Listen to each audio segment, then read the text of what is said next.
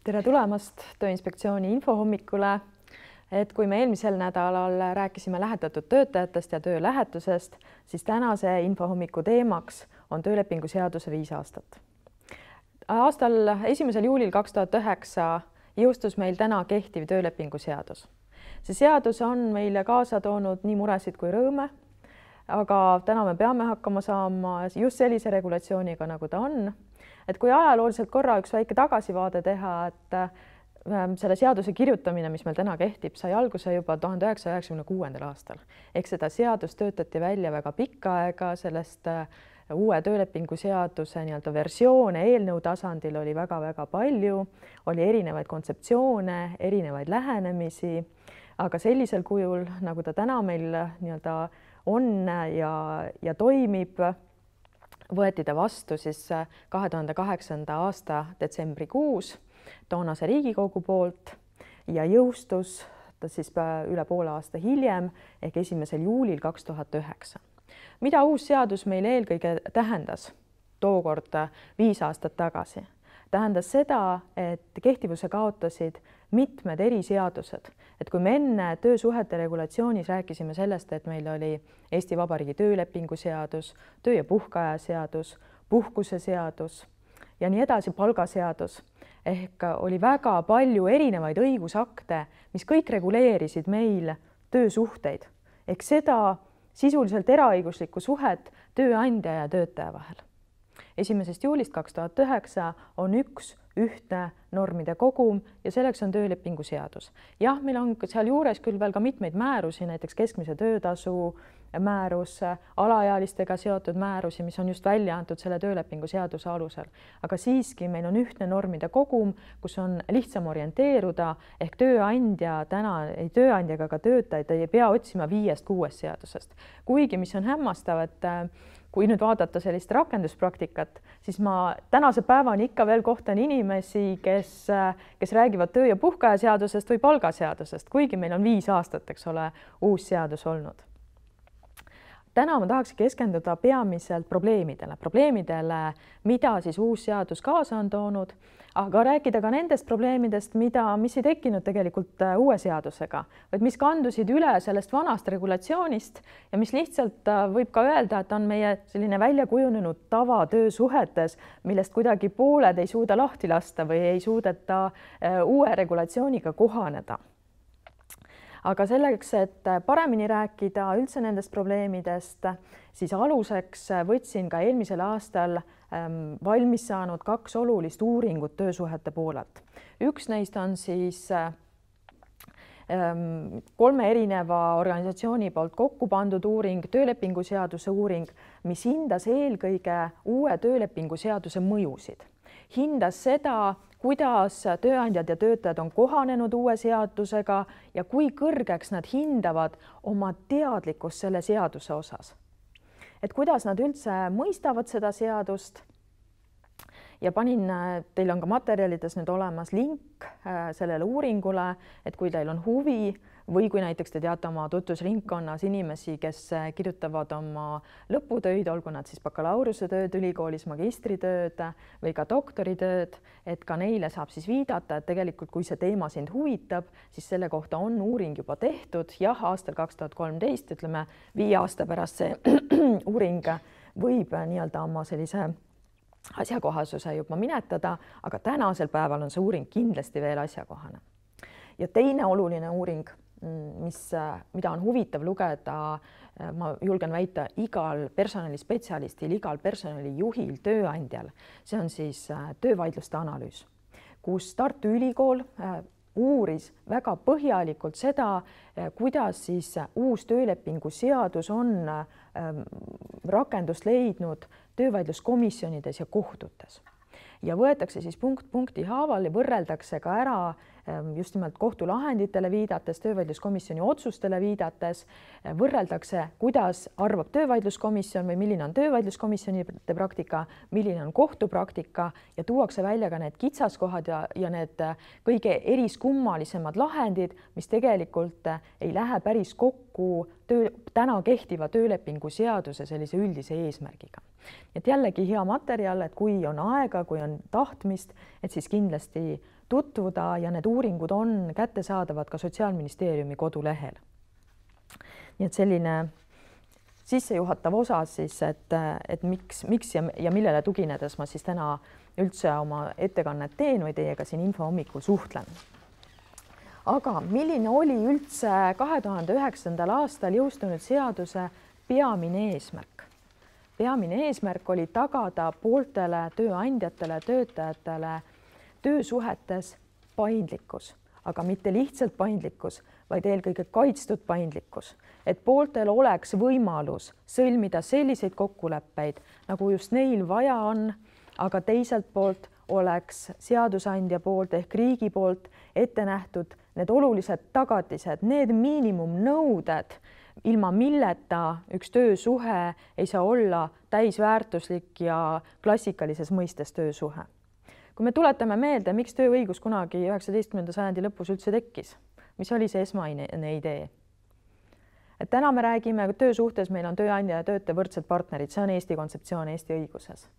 Aga kui kunagi tööõigus tekkis, siis ta tekkis ju ikkagi eelkõige töötaja kaitseõigusena. Ehk ta tekkis sellepärast, et oli üks suur töötajaskond, kes vajas täiendavat kaitset, kes vajas konkreetseid reegleid. Täna Eestis me lähtume millest? Lähtume sellest, et töösuhe on eraõiguslik suhe ja töösuhe ei ole mitte lihtsalt eraõiguslik suhe, vaid otsapidi ka võlaõiguslik suhe.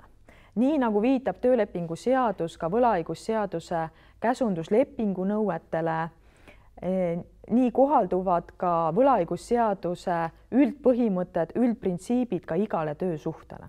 Ehk töösuhe kui üks võlaõigussuhete eriliik oma eriseadusega, aga kõigil nendel juhtudel, kui me oma eriseadusest vastust ei leia ühele või teisele küsimusele, peame me liikuma koheselt võlaõigusseaduse juurde ehk selle juurde, mida ütleb meile võlaõigusseaduse käsunduslepingute osa, mida ütleb meile võlaõigusseaduse üldosa.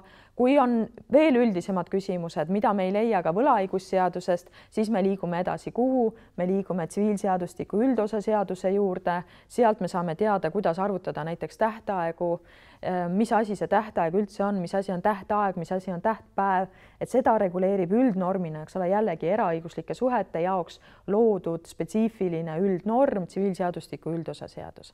Nii et täna töösuhete maastikul orienteerumiseks on siiski vaja teatavaid õigusalaseid teadmisi ja on vaja ka oskust leida üles just nimelt see õige ja sellel hetkel vajalik koht.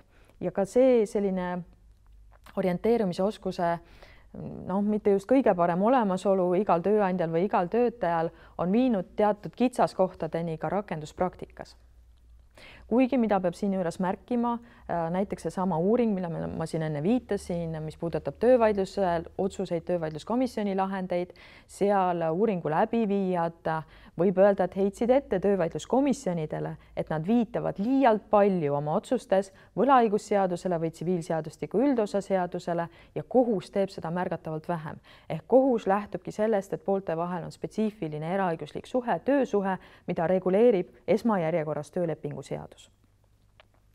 Aga palju on siis küsitud, et kui meil on pooled võrdsed partnerid, ehk nii nagu võlaõigusseaduses ette näeb, mõlemal poolel vastastikused õigused, kohustused, et kas siis see kõik, mis ei ole otsesõnu töölepingu seadusega keelatud, on tõesti lubatud.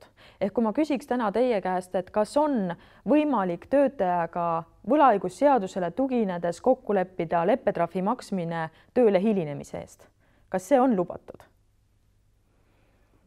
Ei ole, just nimelt, et seda ei ole, et eriseadus näeb ette tegelikult ainult 4 juhtu, mille osas pooled võivad kokku leppida leppetrahvis ja muid laiendusi võlaõigusseadusele teha ei tohi.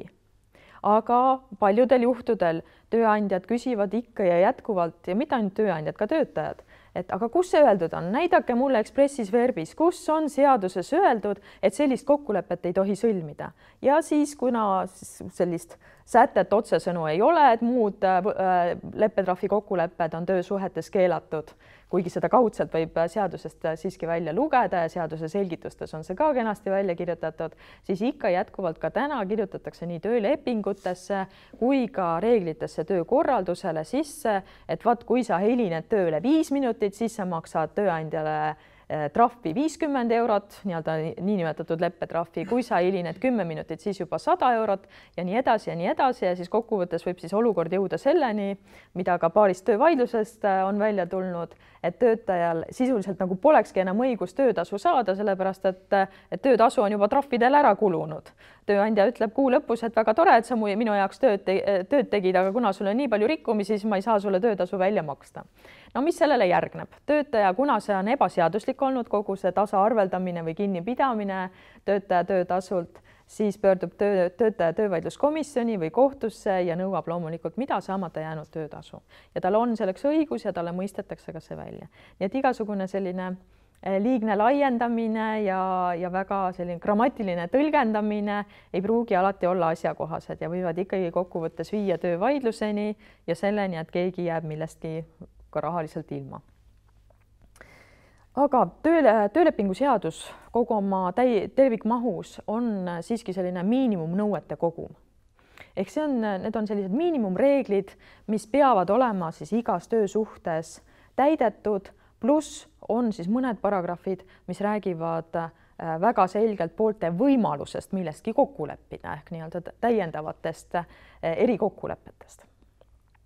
Ja kui me algusest peale kohe vaatame töölepingu seadust, siis mis on need kõige esimesed miinimumnõuded, kui me sealt paragrahvist 1 liikuma hakkame, tuleb meile vastu töölepingu seaduse paragrahv 5 lõige 1 kogu oma andmete kogumiga, mis siis ütleb, et need on need andmed, need 12 punkti, millest tööandja on töötajat kohustatud teavitama vähemalt siis kirjalikku taasesitamist võimaldavas vormis. Nii et ühelt poolt leping kui lepinguline võlaõigusseaduse mõistes lepinguline suhe, teiselt poolt teatud kohustuslikud tingimused, milles pooled peavad küll kokku leppima, aga millest üks pool võib teist ka kirjalikult teavitada. Et kus see teavitamise mõte üldse tuleb, et kust on tulnud see töölepingu seaduse paragrahv 5 lõige 1, need on jällegi Euroopa direktiivi nõuded, mis on sisse toodud meie siseriiklikusse õigusesse, tööandja teavitamiskohustus ja kõik need direktiivi nõuded on siis meie seadusesse üks-ühele üle võetud, sealt tulebki 12-punktine loetelu ehk poolte andmed, tööülesanded, tööle asumise aeg, töölepingu sõlmimise aeg ja nii edasi ja nii edasi. Aga ka nendes järelevalve poolelt, töösuhete järelevalve poolelt me näeme, et ega siin ei ole sellist praktika ühtsust, et kõik nüüd teavad, et töölepingu seadus nõuab nendest andmetest teavitamist ja et see teavitus siis oleks ka alati tehtud. Ei ole nii. Et paraku, kui me vaatame Tööinspektsiooni statistikat, siis kõige enam, mis rikkumisi me avastame rikkumisi just nimelt sellesama teavitamiskohustuse täitmata jätmise osas. Ja millised punktid kõige problemaatilisemad on tööandjate jaoks? Esimene kohe siis punkt 5, mis räägib töötasust teavitamisest.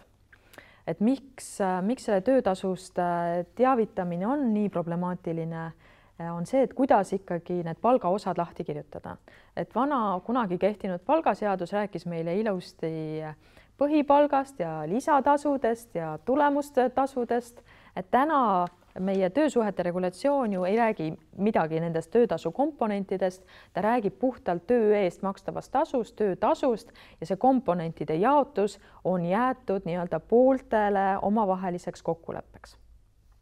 Ja kuna ta on jäetud omavaheliseks kokkuleppeks, siis mis on klassika töötasu kokkulepete osas, töölepingusse pannakse siis kirja, et töötaja töötasu on, täna kehtiv töötasu alammäär siis 355 eurot kuus, aga tööandjal on õigus maksta töötajale lisatasu. Punkt.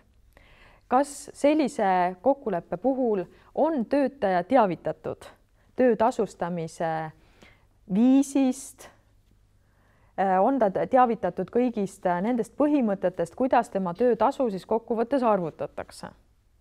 Ei ole. Ja sealt hakkavadki probleemid pihta, et ühelt poolt juba töösuhte alguses, mis siis pooled on teinud, eks ole, see kaitstud paindlikkus ka selles osas, pooled pidasid läbirääkimisi. Üks pool pakkus teisele poolele, et tule minu juurde tööle, sinu ülesanded saavad olema sellised ja ma pakun sulle töötasu.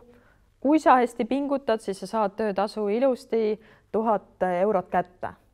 Kui sa hästi pingutad, siis läks mõni aeg mööda, töötaja asus juba tööle ja nüüd alles esitati talle siis need töölepingu andmed, mis sisuliselt olid küll läbi räägitud, aga mille kohta pooled kohe nii-öelda kahepoolselt allkirjastatud dokumenti ei koostanud, vaid tööandja nüüd lihtsalt esitab andmed, ütleb, et aga see ongi meie kokkulepe. See oli ju see, millest me sinuga rääkisime, sa ju mäletad küll. Ja ma ju ilusti kirjutan sulle, et 355 on sulle tagatud, ehk ma ei riku seadust, aga teiselt poolt see ülejäänud osa sõltub sellest, kui hästi sina pingutad või ei pinguta selles töösuhtes. Kas töötajal on siis selged need põhimõtted, millest ta töötasu saab? Ei ole selged põhimõtted ja siis ta tulebki, ta ootab ära, töötab 1 kuu, töötab 2 kuud, algul vaatab, et kõik on väga kena, töötasu, näed, ongi, ma olen pingutanud, saangi 800, saan juba kätte, aga katseaeg on hea küll, et pärast katseaega kindlasti tööandja tõstab seda töötasu, katseaeg saab läbi ja mis siis ühel päeval juhtub, tööandja satub majandusraskustesse ja hakatakse töötajale maksma 355 eurot jälle. Et kas selline muudatus on see lubatud üldse selline muudatus või ta ei ole lubatud? Siin tulevad meile appi Riigikohtu lahendid ja Riigikohus on ju väga selgelt väljendanud mitmes lahendis seda, et kui tööandja on näiteks püsivalt, olenemata sellest, mis siis lepingus pooled kirja panid, kui ta ikkagi püsivalt maksab välja oluliselt suuremat töötasu, siis tuginedes juba tsiviilseadustiku üldosa seaduse põhimõtetele, et see on nii-öelda käitumisega antud nõusolek, sisuliselt on poolte vahel tekkinud kokkulepe juba selle uue töötasu osas. Jah, muidugi on ka veidi teistsuguseid lahendeid, aga see on juba selline nüansiline erinevus, kus oli väga selgelt arusaadav, et see ülejäänud komponent, mida töötajale maksti, oli mingisugune väga spetsiifiline eritasu, mida ta siis ühel päeval nii-öelda asjaolu äralangemise tõttu tõesti enam tööandjalt nõuda ei saanud. Nii et ikka jätkuvad küsimused, see turvaline paindlikkus, et kas see paindlikkus ja turvalisus on siis ikkagi üheaegselt tagatud või ei ole tagatud. Tööandjad täna ka suheldes Tööinspektsiooniga, nad toovad välja ikkagi selle, et ei ole ma siin ikka väga vaba oma kokkulepetes, et ma tahaks oluliselt suuremat vabadust, et ma saaksin arvestada oma valdkonna, oma majandustegevuse eripäradega, et tuuakse välja ka seda, et need reeglid, mida töölepingu seadus nii-öelda miinimumnõuetena ette näeb, et nad ei ole ikkagi rakendatavad kõigis sektorites, et on spetsiifilisi sektoreid, kus peaks olema hoopis teistsugune regulatsioon. Aga samas ei ole ka näiteks sotsiaalpartnerite poolt täna veel sellist jõulist algatust olnud, et teeme mingid muudatused, et teemegi näiteks kõige tõsisem probleem on just see töö- ja puhkeaja küsimus, et äkki teeme töö- ja puhkeaja küsimuses mõnele sektorile nii-öelda erireeglid. Et selliseid täna ei ole töölepingu seaduse muudatusi avatud, mõtteid on küll mõlgutatud ja mõtted on ka tulnud nii-öelda nendest kaebustest, mida siis esitatakse Tööinspektsioonile või ka Sotsiaalministeeriumile teatud juhtudel, aga täna ei ole TLS avatud, sest tegeldakse pigem hetkel kollektiivsete töösuhetega ja siis järgmises järjekorras võetakse ette võib-olla uuesti siis individuaalsed töösuhted ja hakatakse ka läbi vaatama kogu seda tänast normistikku, et kas ta siis on õnnestunud või ei ole õnnestunud. Korraks sinna uuringu juurde tagasi tulla, siis uuringu käigus ei tulnud välja see, et oleks mingisugune sektoriline eripära või majandustegevusest tingitud eripära, mille pärast see töölepingu seaduse regulatsioon peaks kindlasti teistsugune olema. Mis oli nagu huvitav, et siin, kui just nimelt neid Tööinspektsiooni kaebusi vaadata ja kaebuse neid lahendusi vaadata ja kuulates ära ka väga suuri tööandjaid Eestis, et mis on nende mured ja probleemid, siis oli lootus, et selle uuringu käigus ka need probleemid ilmnevad, aga neid nii-öelda pildile ei tulnud. Nii et saame küll tugineda sellele, mis on meile nähtavad mured, aga sellist teaduslikku tõestust meie väidetele siis sisuliselt hetkel ei ole. Millised on veel, et kui ma pöördun teie poole ja annan ka teile nii-öelda sekkumise võimaluse, et kas te oskate välja tuua oma praktikat arvestades neid kohti, kus teil on tekkinud vaidlus, et kas üks kokkulepe on lubatud või ei ole lubatud? Et kus teil on selline arusaamatus, et kas töölepingu seadus nüüd võimaldab sellise kokkuleppe sõlmimist või see jääb nii-öelda juba oleks ebamõistlik ja ei võimalda seda kokkulepet. Et kas on keegi, kes on tajunud, et tahaks mingisugust teistsugust kokkulepet töötajaga sõlmida, aga no kui ei ole, siis ma jälle vastan ise oma küsimusele, et siin mida tehakse praktikas, on töölepingu seadus seab väga selged piirid tööajale, et üldine tööaja piirang on näiteks 48 tundi 7-päevases ajavahemikus, tavaline tööaeg meil oleks olla 40 tundi 7-päevases ajavahemikus, aga siis piirang 48 tundi pluss siis eripiirang kuni 52 tundi 7-päevases ajavahemikus summeeritud tööarvestuse korral. Aga nüüd tööandjad, mida nad tahavad, töötaja tuleb tööle, talle selgitatakse ära, et meil ongi selline eripärane töö, et pole midagi teha, et meil tahakski kohe sõlmida kokkulepet, et 48 tundi keskmiselt 7-päevases ajavahemikus, töötaja põhimõtteliselt on sellega nõus, ta on arvestanud, tal ongi 5 päeva nädalas 12-tunnised tööpäevad, kogu aeg on selline 60-tunnine, sisuliselt 60-tunnine tsükkel ja siis vahepeal toimub mingisugune tasandus, et üks nädal on siis vaba, ütleme 3 nädalat ta töötaski oma 60-tunnise tsükliga, nüüd on üks nädal vaba, et see nagu tasandaks ära. Tööandja tahaks sõlmida kohe selle kokkuleppe, et meil ongi niimoodi, et meil on 3 nädalat tööaeg 60 tundi 7-päevases ajavahemikus ja see üks nädal vaba, et kas ma võin sellise kokkuleppe sõlmida töölepingus, et kas see on see kooskõlas töölepingu seadusega või see ei ole kooskõlas töölepingu seadusega. Täna Tööinspektsioon kontrollides juhib kindlasti kohe tööandja tähelepanu, et selline kokkulepe ei ole seadusega kooskõlas või see ei ole seaduse eesmärgiga kooskõlas. Miks? Sest on ületatud seesama tööaja piirang. Teisalt tööandja tahaks mida? Tema tahaks ikkagi seda paindlikkust ehk nagu mulle järelevalve käigus üks tööandja ilusti ütles, et minul ei ole probleemi, töötajal ei ole probleemi, et talle väga hästi sobib see töötsükkel. Miks teil kogu aeg probleem on? Et siin ka see Tööinspektsiooni roll kontrollida just nimelt seda, kuidas õigusnormi täidetakse, et kas õigusnormi, mis hetkel kehtib, täidetakse siis normi eesmärgist tulenevalt või ei täideta või on kuskil, eks ole, siis mingisugused käärid ja normi eesmärk on unustushõlma vajunud.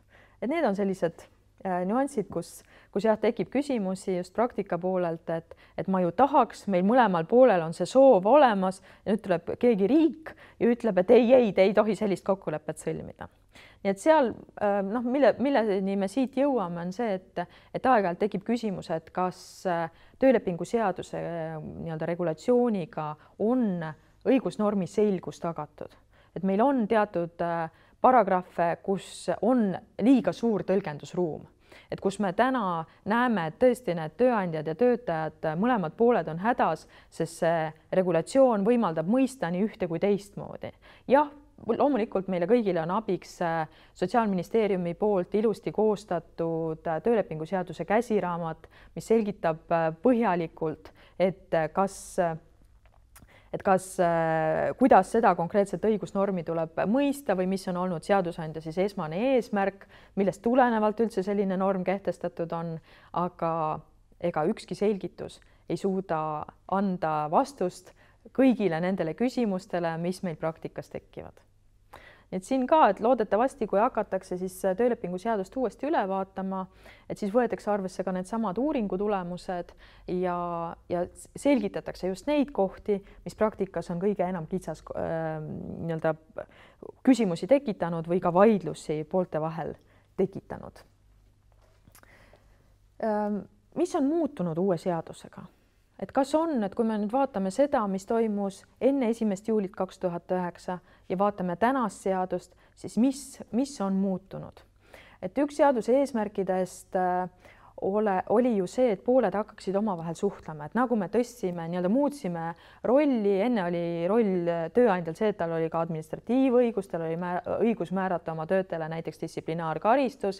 Täna tal sellist õigust ei ole just sellepärast, et pooled on võrdsed partnerid, aga võrdsed partnerid peavad tegema mida, et mis on selline eraõiguslike suhete ja ka võlaõiguslike suhete üks alustala, see on poolte omavaheline läbirääkimine. See, et pooled tõesti arutleksid, julgeksid teha üksteisele ettepanekuid ja julgeksid ka vastata sellele ettepanekule just nimelt põhjendusega, selgitusega, miks mulle üks või teine ettepanek ei sobi, miks ei ole minu jaoks vastuvõetav.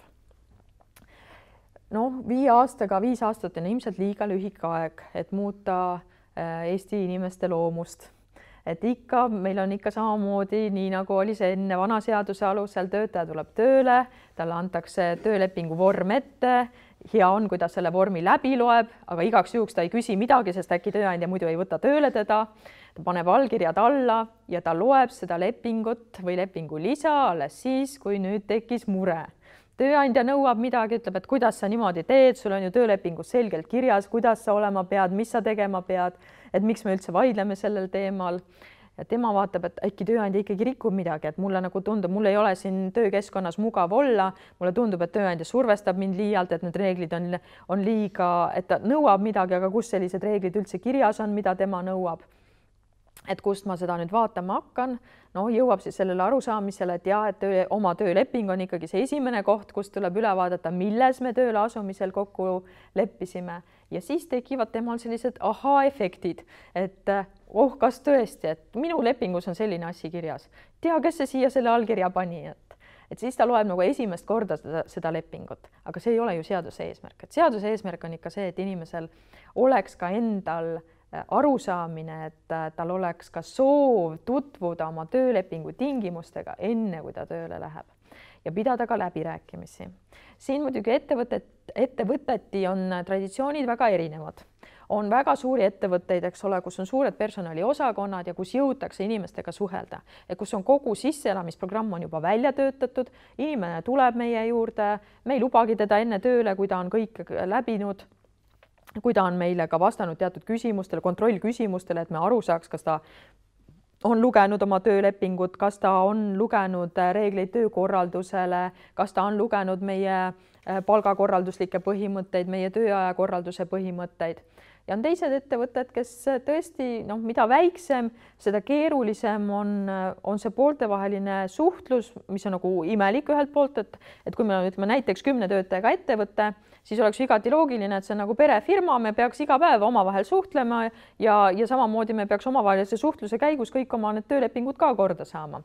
Aga nii see paraku ei ole, et miskipärast Tööinspektsiooni poolelt ehk järelevalve silmadele jääb silma see, et mida väiksem ettevõte, seda suuremad probleemid. Et kui on suur ettevõte, siis nagu jõutakse töötajaga tegeleda, leitakse see aeg, et omavahel suhelda ja kui on väike ettevõte, muidugi mitte alati, et siin on ka teatud suured erandid, ja kui on väike ettevõte, siis nagu vajub see tööleping üldse unustuste hõlma. Et on ka mitte üks, vaid mitmeid näiteid, ka selle aasta näiteid, et vaadates meie nõustamisjuhtumeid, vaadates töövaidluskomisjoni praktikat, inimene läheb tööle, tal on suur õhin, ta teeb mitu kuud tööd ja tal ei tule meeldegi, et tal polegi kuskil tegelikult kirjas, mis tingimustel ma siia tööle tulin.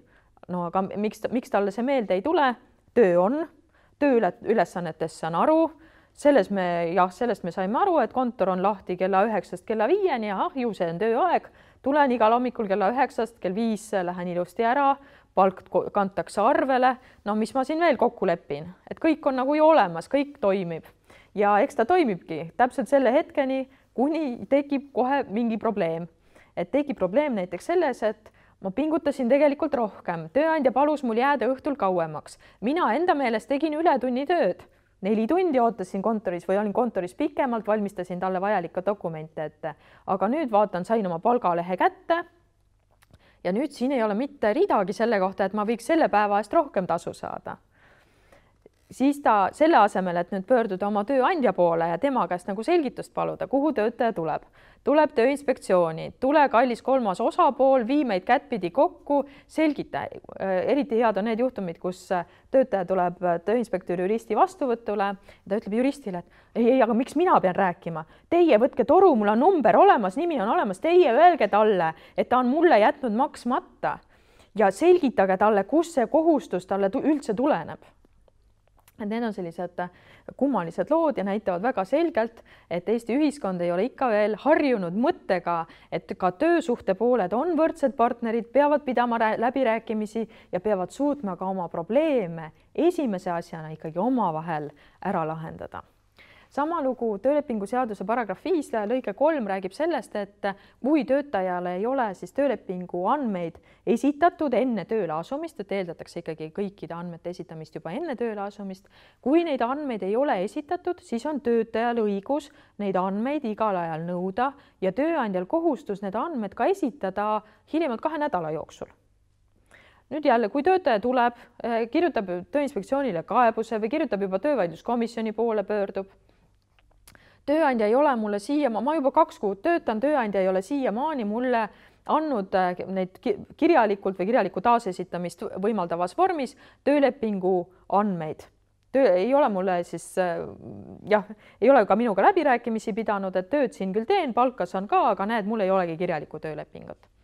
Siis esimene küsimus ongi, et aga kas sa ise oled küsinud, et kas sul on nagu normaalne suhtlus, et võib-olla tööandjal läkski meelest ära. Eriti aeg-ajalt on küll tõesti juhtunud need piinlikud hetked, kus muidu suures ettevõttes kõik nagu toimib, ka personaliosakonnal toimib, aga nüüd kas mõne kaupluse juhataja eemal viibimise tõttu või ükskõik mingil muul põhjusel lihtsalt kogemata jäi selle inimese tööleping ette valmistamata või allkirjastamata. Aga inimesel nii tohutu paanika peal ja nüüd selle asemel, et hakka normaalselt suhtlema oma tööandjaga, sa saad ju kirjutada, sa saad minna kokku leppida kohtumise aja, rääkida omavahel läbi, selle asemel, mis ta teeb, kirjutab ruttu kaebuse Tööinspektsioonile. No ei ole mõistlik ja ega Tööinspektsioon selles rollis ka ei ole, et ta peaks nüüd pooli omavahel kokku viima. Riik peab eraõiguslikku suhtesse sekkuma ikkagi ainult nendel ekstreemsetel juhtudel, kus tõesti, ütleme, kogu selline äripool on või ütleme, kogu selle ettevõtmise eesmärk ongi selles, et ma tahan kedagi petta ja sellest tulenevalt ma maksan ümbriku palka, lepingut ma kunagi kellegagi ei sõlmi. Need on need juhtumid, kus tõesti Tööinspektsioon peab sekkuma. Ja sellest tulenevalt me kavatseme ka järgmisest aastast liikuda järjest enam kaebusepõhise järelevalve suunas, et kuna meie ressursid on piiratud, et nagu te teate, täna me käime ikkagi ettevõtetes nii, et me ilusti teatame ette, siis me käime ka suuri ettevõtteid vaatamas. Mis rikkumisi me sealt kõige rohkem tuvastame, ongi see, et töötajad on näiteks teavitamata maksudest ja maksetest, mida nõuab siis seesama töölepingu seaduse paragrahv 5 lõige 1.5. Aga sellisel järelevalvel ei ole eesmärki ja ei ole eesmärki ka korrakaitseseaduse valguses, et Tööinspektsioon kui korrakaitseorgan, kui see järelevalveasutus, kes peab hea seisma töölepingu seaduse nõuete, töötervishoiu ja tööohutuse seaduse nõuete täitmise eest, ei ole mõistlik ressurssi kulutada suuri ettevõtteid külastades ja neile näpuga näidates, et mis üksikud punktid sul tegemata jäid, vaid tuleb eelkõige suunduda nende ettevõtetega tegelemisele, kes tõesti rikuvad teadlikult ja tekitavad turul üldse ebavõrdset konkurentsi, saades konkurentsieelise läbi seaduse nõuete täitmata jätmise. Et selline siis meie selline üldine suundumus siia vahele. Nüüd mõistlikkus ja heausksus. Töölepingu seaduses te näete mitmes paragrahvis seda, et tuleb mõistlikult läheneda, tuleb läheneda heauskselt. Pooltele on väga selge suunis antud töölepingu seaduses, et peategi olema heausksed, vastastikku lojaalsed. Mõlemal nii tööandjad kui töötaja kohustused algavad sellega, et üks pool peab teisele poole suhtes olema lojaalne. Siin alati küsitakse, et mida see lojaalsus tähendab. Mis tähendab töötaja lojaalsus tööandja suhtes, on nagu kõigile adutav või kõigile selge. See on see, et ta ei lähe konkurendi juurde tööle, ta ei anna mulle andmeid välja, ta saab aru, millised on minu ettevõtte vajadused, ta ei mõtle ainult isiklike huvide peale, vaid meie ettevõtte kui terviku huvide peale. Aga alati on küsimus selles, et milline on siis tööandja lojaalsuskohustus oma töötaja suhtes, et millest see väljendub. See väljendub siis selles, et kui töötaja tuleb meile tööle, siis ma teen kõik endast oleneva kõigepealt, et ta saaks oma töölepingu kätte, et ta saaks aru, millised reeglid meil kehtivad ja kui tal nende reeglite täitmine kohe ei õnnestu, siis ma mitte ei saada teda kohe uksest välja, vaid ma kõigepealt pean temaga vestlust taas, tuletan talle meelde, et meil on sellised reeglid ja alles siis, kui ta siis ikka aru ei saa. Ehk kui ma olen teinud kõik endast oleneva, et ta saaks aru, millised reeglid meil kehtivad, ja olen koolitanud ja õpetanud teda, aga see ei aita, vot alles siis ma saadan ta minema. See on see tööandja lojaalsuskohustus. Aga siin jälle tekib küsimus kohe mõistlikkuses ja heausksuses. Kui meil üks töötaja tuleb tööle, ta on katseajal, aga nüüd me näeme, et ta hilineb päevast päeva, et tal on ikka töödistsipliiniga on väga raske, et ta ei suuda nagu kuidagi kohaneda sellega, et tööaeg on 9–5 ja kui tööaeg on 9–5, siis 9–5 tuleks ka panustada ettevõttesse ehk täita oma tööülesandeid. Tema seda ei tee. Kust maalt on nii-öelda see tööandja lojaalsuskohustus ja kust maalt on mõistlikkuse küsimus, et kui kaua siis peab tööandja taluma seda, et töötaja ei taha reegleid järgida. See on sisustamise koht. Ehk siin, mida kohtud on teinud? Kohtud analüüsivad seda, et kas töötaja oma käitumisega, millise kahju ta tekitas. Kas ta tekitas kahju tööandja jaoks? Kuidas see mõjutas aeg-ajalt teatud kohtulahendites on näha, et on hinnatud ka seda, et kuidas see mõjutas ettevõtet tervikuna. Siis hinnatakse seda, et mida tööandja omalt poolt tegi. Et esimene asi alati, mida tegi tööandja omalt poolt. Kas ta andis töötajale võimaluse ennast parandada või ta seda võimalust ei andnud. Aga seda heausksust, tööandja heausksust sageli ka kuritarvitatakse, et on ka neid juhtumeid, kus töötaja väga selgelt otsib ise põhjust, et näiteks öelda tööleping üles paragrahv 91 lõige 2 alusel tööandja poolse rikkumise tõttu. Et mis olukorrad need siis võivad olla, kuidas töötaja saab provotseerida sellise olukorra tekkimisele. Et ta ühelt poolt ütleb, et ta on igasuguste asjadega nõus, aga teiselt poolt ta nagu ei tule ka tööandjale vastu. Et kus siin 91 lõige 2 olukord, kus on selge, et töötaja käitub väga pahuslikult, peamiselt miks üldse 91 lõige 2 alusel ülesütlemisavaldus antakse, tööandja on viivitanud töötasu väljamaksmisega. Ja mis siis töötajad on leidnud, mis see viivitamine on, kui juba päev hiljem, näiteks palgapäev oleks pidanud olema reedel, aga tasu laekub esmaspäeval, siis juba esmaspäeval tormatakse ülesütlemisavaldust kirjutama. No see ei ole mõistlik, see ei ole ei mõistlik ega heauskne ka selle töötaja poolt. Et ta ootaski, sisuliselt ta ootas seda võimalust, nüüd ta sai oma võimaluse kätte ja nüüd ta annab kohe 91 lõige 2 alusel ülesütlemisavalduse. Miks? Sest ta loodab saada hüvitist töölepingu seaduse paragrahv 100 lõige 4 alusel 3 kuu keskmise töötasu ulatuses. Siin, mida tuleb kindlasti välja tuua, oli pikka aega probleemiks tööandjate kohanematus uue korraga. Tööandjad ei teadvustanud endale seda, et kui töötaja ütleb 91 lõige 2 alusel töölepingu üles, siis sa ei saa ootama lihtsalt jääda.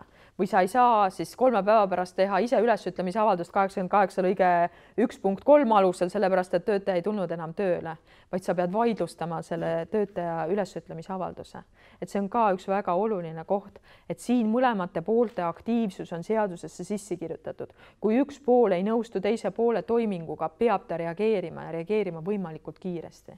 Kui tööandja ei nõustu töötaja ülesütlemisega, siis ei tohi ja ei saa ootama jääda, vaid tuleb kindlasti vaidlustada see ülesütlemine.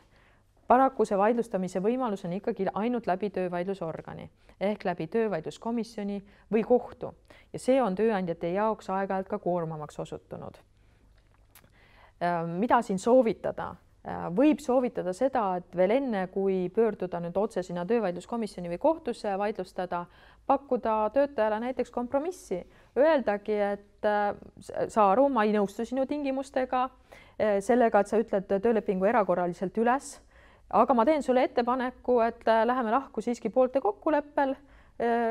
Ma võin sulle maksta ka väikse hüvitise, kui on selline töötaja, kellele tasub maksta väikest hüvitist ja kelle puhul tasub üldse seda mõelda. Ja siis see kokkulepe kindlasti ka kirjalikult ära sõlmida ja siis pole töötajal enam midagi vaidlustada. Aga sageli need 91 lõige 2 alusel äraminejad, nad nii-öelda kaovad pildilt tööandja jaoks. Ehk nad enam ei võta ühendust ja tööandjad polegi midagi muud teha, kui ikkagi sinna töövaidlusorganisse minna. Ehk töövaidluskomisjoni või kohtusse, aga mida on näha ka töövaidluskomisjoni praktikast, tegelikult järjest enam nendest juhtumitest reaalse istungini üldse ei jõua. ehk sisuliselt pooled ikkagi selles ajavahemikus nüüd, kus töövaidluskomisjon teatab pooltele, et ta võttis asja menetlusse, paneb paika selle esimese istungi aja, annab vastuväidete esitamiseks tähtaja, siis selle aja jooksul ikkagi pooled suudavad juba teatud kokkuleppeni jõuda ja tööandja lihtsalt võtab selle endapoolse avalduse tagasi sealt töövaidluskomisjonist. Nii et see on selline ka nii-öelda tööandjate poolelt vaadates kindlasti nõrk koht, et selleks, et oma õigusi kaitsta, selleks ma pean minema töövaidlusorganisse, selleks ma pean leidma aja, et mida kulutada siis töövaidluskomisjonile avalduse koostamiseks või hagiavalduse koostamiseks või kui ma ise ei ole võimeline seda tegema, ma pean palkama endale juristi, mis tähendab ka olulist rahalist kulu. Et see on selline ka üks nendest kohtadest, kus tasub mõelda, et äkki on mingeid alternatiivseid võimalusi, kuidas seadusesse kirja panna, et tööandja ei peaks iga kord siis ka omalt poolt jooksma sinna töövaidluskomisjoni või kohtusse. Aga ega täpselt sama lugu kehtib ka teise poole poolt, et mõnikord on nii, et tööandja on teinud ära koondamisotsuse, hästi kiiresti on seda teinud, ta on sisuliselt nõus olnud päevapealt ka kinni maksma kõik selle vähem ette teatatud aja, aga nüüd äkki selguvad asjaolud, mis välistavad üldse koondamise läbiviimise. Töötaja näiteks tulebki tõendiga, et ta on rase. Ja siis ei ole veel harjutud mõttega, et kui nüüd töötaja andis teada, siis põhimõtteliselt me peaks selle olukorra ennistama, ehk viisakas oleks nüüd töötajale öelda, et maksa mulle raha tagasi, meie töösuhe jätkub. Aga selle asemel, et seda nüüd ise viisakalt öelda oma töötajale, minnakse pigem töövaidluskomisjoni ja oodatakse, et aga äkki komisjon teeb mõne teistsuguse otsuse.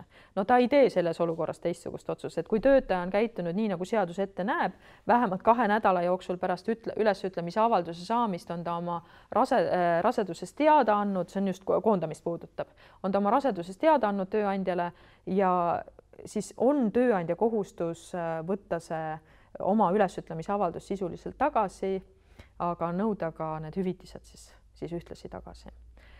Kahtlemata esineb praktikas ka ikkagi neid juhtumeid, kus töötaja lööb käega, ta võtab selle koondamise vastu. Miks? Sest see tähendab tema jaoks hüvitist ühelt poolt ja teiselt poolt tähendab see tema jaoks ka sotsiaalseid tagatisi ehk näiteks võimalus võtta ennast Töötukassas töötuna arvele ja taotleda siis töötuskindlustushüvitist, kui kõik need muud nõuded, mida siis töötuskindlustusseadus ette näeb, on samal ajal täidetud.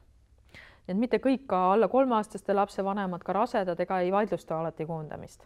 Jah, nad küll teavad oma õigust, aga teiselt poolt nad siis ka ütleme nõustamise käigus või töövaidluskomisjonis on ka välja toonud seda, et ega mul, kui tööandja on otsustanud minust vabaneda, siis ta on andnud mulle väga selge sõnumi selles, et ta ei taha minuga töösuhet jätkata. Ja kui ma lähen sinna ettevõttesse tagasi, siis see ei ole minu jaoks kaugeltki mitte lihtne samm. Et mul ei ole tegelikult seal enam sellist normaalset töökeskkonda ja head suhet, mis ühes töösuhtes peaks olema. Et ühelt poolt seadus nägi küll ette kaitse, aga teiselt poolt ei mõelnud jällegi nendele tagajärgedele, et just koondamisolukorrad ja väikeste laste vanemad, et seal on teatud probleem. Ettevõtetes reeglite kehtestamise põhimõtted. Töölepingu seaduse paragrahv 5 jällegi ühes punktis räägib sellest, et tööandja peab siis viitama vähemalt reeglitele töökorraldusele. Kuidas need reeglid, et kui ma küsin täna teie käest, et tõstke käed, kellel teil on reeglid töökorraldusele ettevõttes nii-öelda paberkandjal füüsiliselt olemas? Valdaval enamusel, aga ka üksikud on need, kellel ei ole. Need on need vanad sisekorrareeglid, sisekorraeeskirjad. Et kas siis peavad olema või ei pea olema? Seadus nõuab, et oleks viidatud. Aga millele sa viitad? Kui see on kellegi peas, siis pole nagu millelegi viidata. Kuidas siis olukordi lahendatakse? Olen näinud selliseid ettevõtteid, kus on üks stend ja stendi peal on nii-öelda meie 10 käsku või meie reeglistik. See on ka lahendus. See pole kaugeltki mitte vale. Olen näinud väga sageli, kui kasutatakse igasuguseid internetikeskkondi, ka selliseid ühtseid intranette, et siis on selles intranetis ripuvad need reeglid töökorraldusele üleval, igalühel võimalus tutvuda. Ja suurtes ettevõtetes, kus on nii-öelda need vanad traditsioonid, seal minnakse ikka edasi oma paberkandjaga, kuskil on puhkenurgas paberkandjal reeglid töökorraldusele, sageli nimetatakse neid ka edasi töösisekorra eeskirjad, nagu nad olid vana seaduse alusel ja siis nad on käskkirjaga kinnitatud ja et kõik need võimalused, jah, põhimõtteliselt seadus annab selleks võimaluse, aga Tööinspektsiooni seisukoht on ikkagi see, et reeglid töökorraldusele, kuna seadus nõuab viitamist nendele, siis nad peaksid ka reaalselt olemas olema, koostatud olema ja töötajale kindlasti ka teatavaks tehtud. Ehk seal jällegi, mida Tööinspektsioon kontrollib teavitamiskohustuse täitmist. Ja seaduses ei ole ju ka enam seda määratlust, nagu vanas töölepingu seaduses oli, et sisekorra eeskirjad pidid olema juhul, kui on vähemalt 5 töötajat. No sellist määratlust enam ei ole. Nii et reeglistik, kui me sisulise poolelt ka hindame, et kas siis, meil on nii väike ettevõte, et kas mul peavad mingid reeglid olema. Igas ettevõttes kehtivad, kui mul on vähemalt 1 töötaja, siis tegelikult meil on juba reeglid kokku lepitud. Meil on ju kokku lepitud see, kes näiteks uksi avab, mis kell tööpäev algab, mis kell tööpäev lõpeb, millal, kuidas me lõunal käime, kes keda teavitab. Et need ongi need reeglid, mida seadus siis eeldab, et milles pooled ka kokku lepivad, aga nad loomulikult ei fikseeri seda kokkuleppena, ütleme võlaõigusseaduse mõistes, nad ei sõlmi lepingut, nad ei tee tehingut, vaid see on see reeglistik, mille kehtestab tööandja. Ehk see, kelle võim on, kelle raha eest tegevus toimub, tema kehtestab ka reeglid oma ettevõttes. Aga oluline on siis, et töötaja ka teaks, kuidas ta nende reeglitega tutvuda saab ja et ta oleks teadlik, et teda oleks teavitatud nendest reeglitest. Algul, kui töölepingu seadus jõustus, siis reeglid töökorraldusele olid selles töölepingu seaduse paragrahvis 5 sel moel välja toodud, et sealt võis jääda mulje, et reeglid töökorraldusele peavad olema töölepingu osa, et nad kindlasti ei pea olema töölepingu osa. Mõne aja pärast siis muudeti ja kirjutatigi, et peab olema viide reeglitele töökorraldusele. Et sellest viitest täiesti piisab ja viite eesmärk ongi selles, et töötaja teaks, kui ma tahan kuskilt täpselt välja lugeda, millised on meie ettevõtte reeglid, siis millises suunas ma nüüd jooksen, et kus kohas, kelle juures need reeglid on igapäevaselt tutvumiseks. Aga reeglid iseenesest kindlasti on igas ettevõttes ja töötaja peab olema teadlik, kus ta nendega siis tutvuda saab. Aga mis siis muutunud, mis on need kõige olulisemad muudatused töösuhetes, mida saab välja tuua üldse, kui me vaatame vana seaduse kehtivusaega ja tänast seadust, siis kindlasti see, et kuna seadus eeldab läbirääkimiste pidamist, siis suuremad ettevõtted ikkagi on püüdnud praktiseerida ka seda läbirääkimiste pidamist, aga väikesed ettevõtted ei ole alati kaasa tulnud ja pigem minnakse kuskilt saadakse töölepingu vorm, sisuliselt tüüptingimustega leping võlaõigusseaduse mõistes, antakse see lepingu vorm ette ja läbirääkimisi ei peeta. Ehk seaduse eesmärk ei ole selles osas nagu 100% kindlasti realiseerunud ja seal on veel pikk maa minna. Nüüd töölepingu sõlmimine üldse tervikuna, et kui me vaatame hetkeolukorda, töölepingu seadus lubab suuliste kokkulepete sõlmimist ainult nendel juhtudel, kui on algusest peale teada, et see töösuhe kestab kuni 2 nädalat. Ehk siis 2-nädalane piir. Nüüd, mis praktikas on juhtunud, kuidas seda töölepingu seaduse regulatsiooni on hakatud tõlgendama, et mis on nagu üsna tavaline jällegi, mis nii järelevalve kui nõustamise käigus silma hakkab. Millegi pärast loetakse seadusest välja, et tööandjal on aega 2 nädalat lepingu sõlmimiseks, selleks tööle asumise hetkest 2 nädala jooksul ma rahulikult sõlmin selle lepingu. Ei ole nii, et läbi töölepingu seaduse paragrahv 5 lõike 3, mis räägib sellest, et töötajal on igal ajal õigus nõuda oma töölepingu andmeid, ütleb ka ära, et kui ei ole enne tööle asumist töötajale teatavaks tehtud, mis väga selgelt annab mõista, mis on töölepingu seaduse eesmärk ja esmane eeldus on see, et töötajale enne tööle asumist tehakse teatavaks töölepingu tingimused. Temaga peetakse läbirääkimisi võlaõigusseaduse mõistes, üks pool teeb oferdi ehk teeb ettepaneku, teine pool kas nõustub sellega või teeb vastu oferdi ehk vastu ettepaneku ja läbirääkimised jätkuvad. Töötamise register, et mis töötamise register meile, mis 1. juulist käesolevast aastast siis kehtima hakkas, mida see register meile kaasa on toonud? Täna on hakanud levimana selline arusaam, et ma ju registrikande tegin ära, et mis te nüüd veel tahate? Et nagu see töölepingu seaduse paragrahv 5 andmestik unustatakse ikka jätkuvalt kõrvale ära, et ei piisa ainult registrikandest. Kui seadus nõuab teavitamist ja eeldab veel ka enne töösuhte algust teavitamist, siis sisuliselt need andmed, mida need 12 punkti peavad olema töötajale teatavaks tehtud enne seda, kui töötamise registris kanne tekib. Et see on see üldine eesmärk. Läbirääkimistest ma olen juba pikalt rääkinud, uuesti ei keskendu nendele. Nüüd töölepingu seaduse paragrahv 5 lõige 1 andmete esitamine, lepinguvabadus ja riiklik järelevalve, mida me oleme ka nüüd 5 aasta jooksul järelevalvet teostades palju kuulnud, on see, et kuulge, et meil kehtib lepinguvabadus Eesti Vabariigis ja tõesti meie põhiseadus ju näeb ette, et eraõiguslikes suhetes kokkuleppevabadus, leping kokku, millest tahan. Aga siin tuleb eristada, et mis on teavitamiskohustus ja mis on lepinguvabadus, mis on kokkuleppelised tingimused ja mis on need tingimused, millest lihtsalt antaksegi vastastikku teada. Ka töötaja nimi ja elukoht ei ole ju kokkuleppeline tingimus. Tööandja nimi ja asukoht ei ole ka kokkuleppeline tingimus. Need on tingimused, millest antakse teada teisele poolele. See on see teavitamiskohustuse täitmine. Nüüd tööülesanded. Tööülesanded on selgelt kokkuleppeline tingimus. Ehk see on see, mille osas pooled peavad läbirääkimisi pidama ja peavad jõudma ka ühtsetele arusaamadele, mis tööd tehakse, millised on seonduvad tööülesanded, millised on need otsesed tööülesanded, mida igal juhul tuleb täita, kui sellele kohale asutakse. Töötasu puhtalt kokkuleppeline tingimus. Siin ei saa olla ühepoolset teavitamist, et ma lihtsalt annan sulle teada, et meil on nii ja kõik.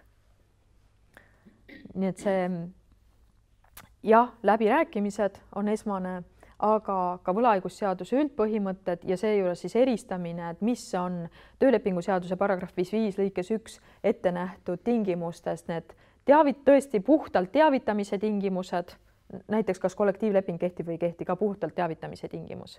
Ja mis on kokkuleppelised tingimused, mille puhul on läbirääkimiste etapp möödapääsmata. Et see tuleb alati enda jaoks selgeks teha ja sellest siis ka juhinduda.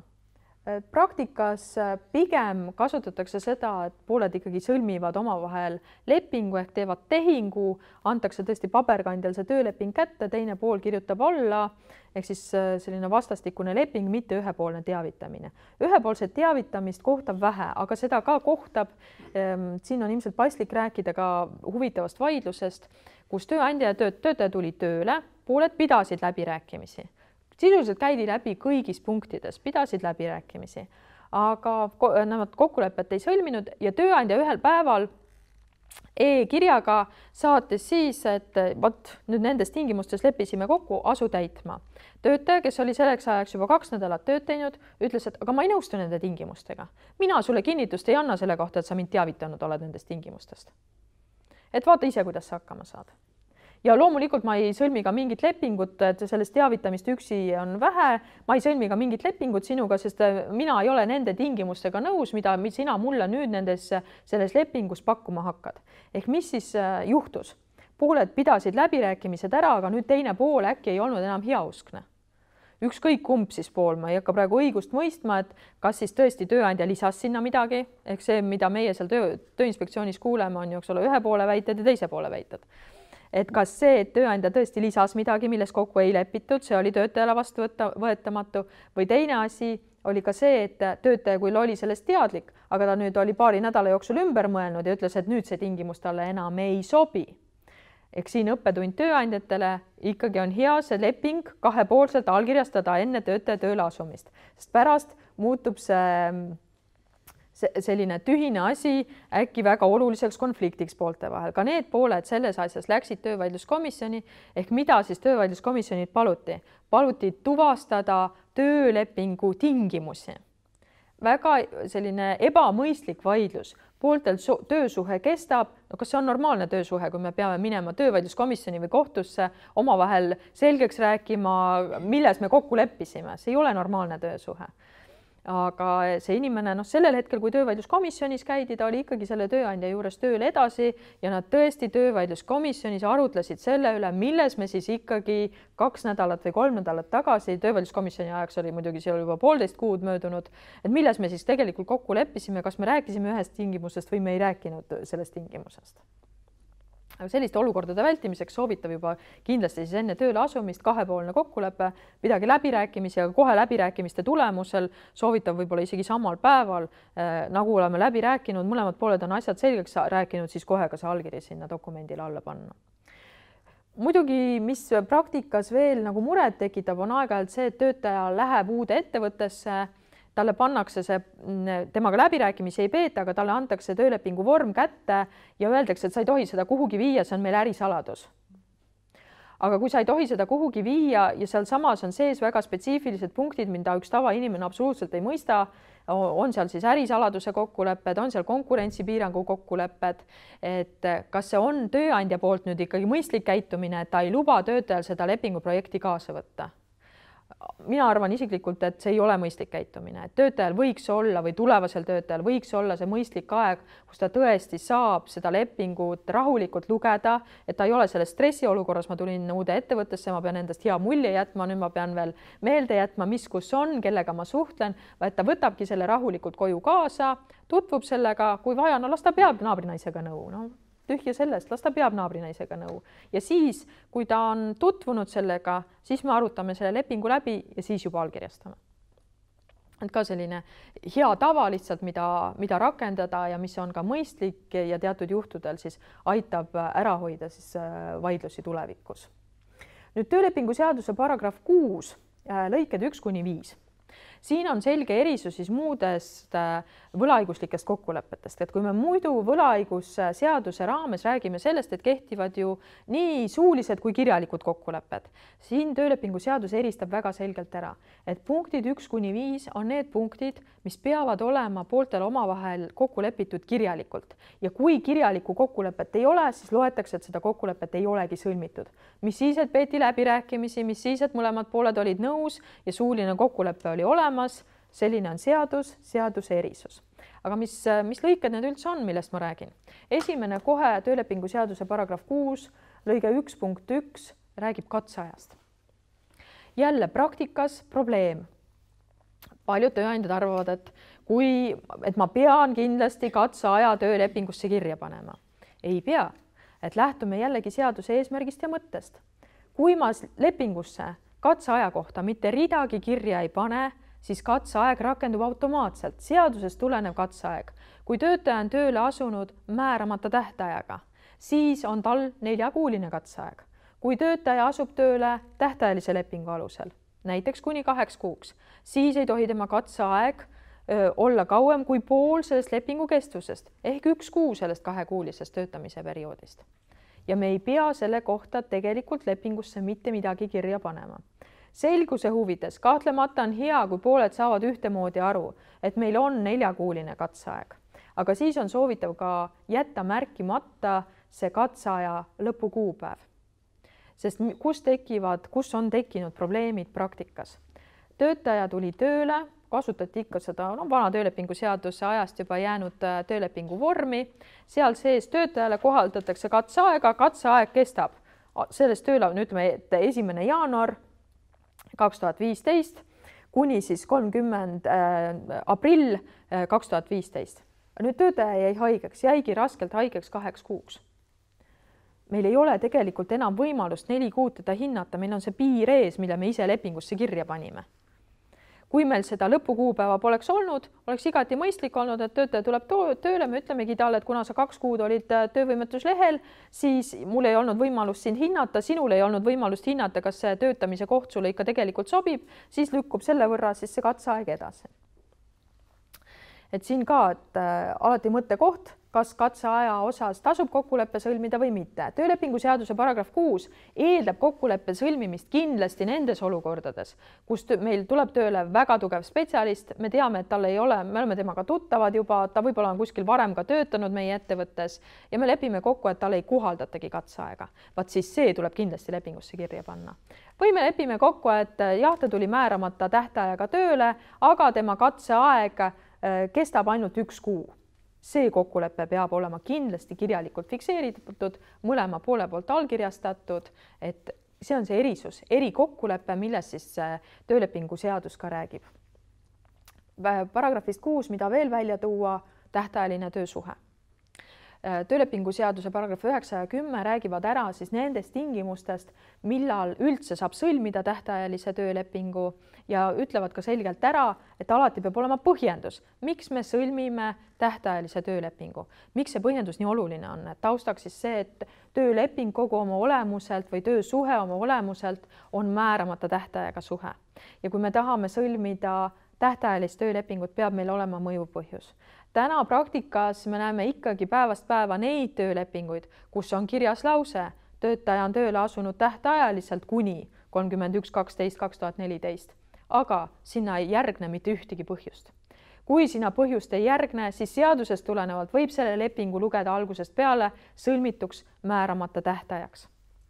Et seda on ka Riigikohus mitmes kohtuasjas korduvalt hinnanud ja jõudnud samale tulemuseni, et siin ei saa vaielda selle üle, et kas siis oli või ei olnud. Vaidlus võib pigem tekkida selles osas, et kui me nüüd paneme sinna kirja, et leping kehtib kuni, nimetame ära projekti, selle projekti lõppemiseni. Nüüd võib tekkida vaidlus selles osas, kas projekt lõppes või projekt ei lõppenud. Et kas tööandjal tekkis õiguslik alus see leping tähtaja saabumisega ära lõpetada, kas sündmus on saabunud, kas me saame projekti lõppenuks lugeda või sündmus ei ole saabunud. Mida veel praktikas tehakse? Seotakse tähtajalisus kahe tähtajaga ehk tähtaja ja sündmusega pigem. Seotakse sellega, et määratakse ära selle projekti lõppemiseni, kuid mitte kauem kui ja pannakse kuupäev. Mis on sellise kokkuleppe plussid ja miinused? Esiteks, loomulikult leping lõpeb selle tähtajaga, mis siis varem saabub. Kas saabub see tähtpäev või saabub see sündmus? Aga jälle võib tekkida vaidlusmoment, et ühelt poolt tähtpäev saabub, aga sündmus ei ole veel saabunud. Ehk kas me saame siis öelda, et tegelikult ei ole kuna on seotud kahe tingimusega, teine tingimus on täitmata, järelikult puudus alus tähtaja saabumisega lepingu lõppemiseks. Et see on alati vaidluse koht ja jällegi rõhun sellele, et on soovitav läbi mõelda, millega te seote. Kui te võtate kellegi asendamiseks, siis ärge sinna jumala eest mingid kuupäevi pange. Et kui võtate asendamiseks, siis siduge ikkagi selle konkreetse isiku, keda ta asendab naasmisega tööle, mitte sellega. Jah, palun. Minu küsimus selle katseaja kohta, et kui on sees töölepingus, nii nagu see standardne on, et 4-kuuline katseaeg, et alati võivad ju pooled pidada läbirääkimisi ka töösuhte ajal ja teatud tingimustes lõpetada selle. No mitte lõpetamise, vaid ühesõnaga kokku leppida mingites teistes tingimustes.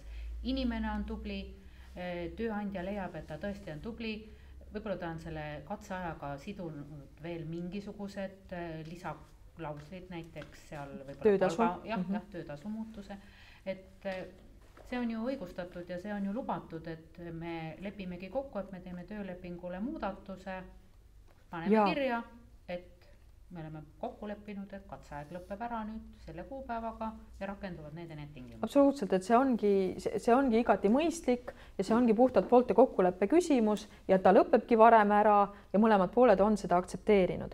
Pigem on probleeme tekkinud praktikas nagu vastupidises olukorras, kus ma määrasin selle kuupäeva sinna ära. Nüüd töötaja reaalselt oli mul tööl selle 4-kuulise katseaja jooksul ainult 1 kuu ja ma tunnen tööandjana, et ma ei ole saanud teda piisavalt hinnata.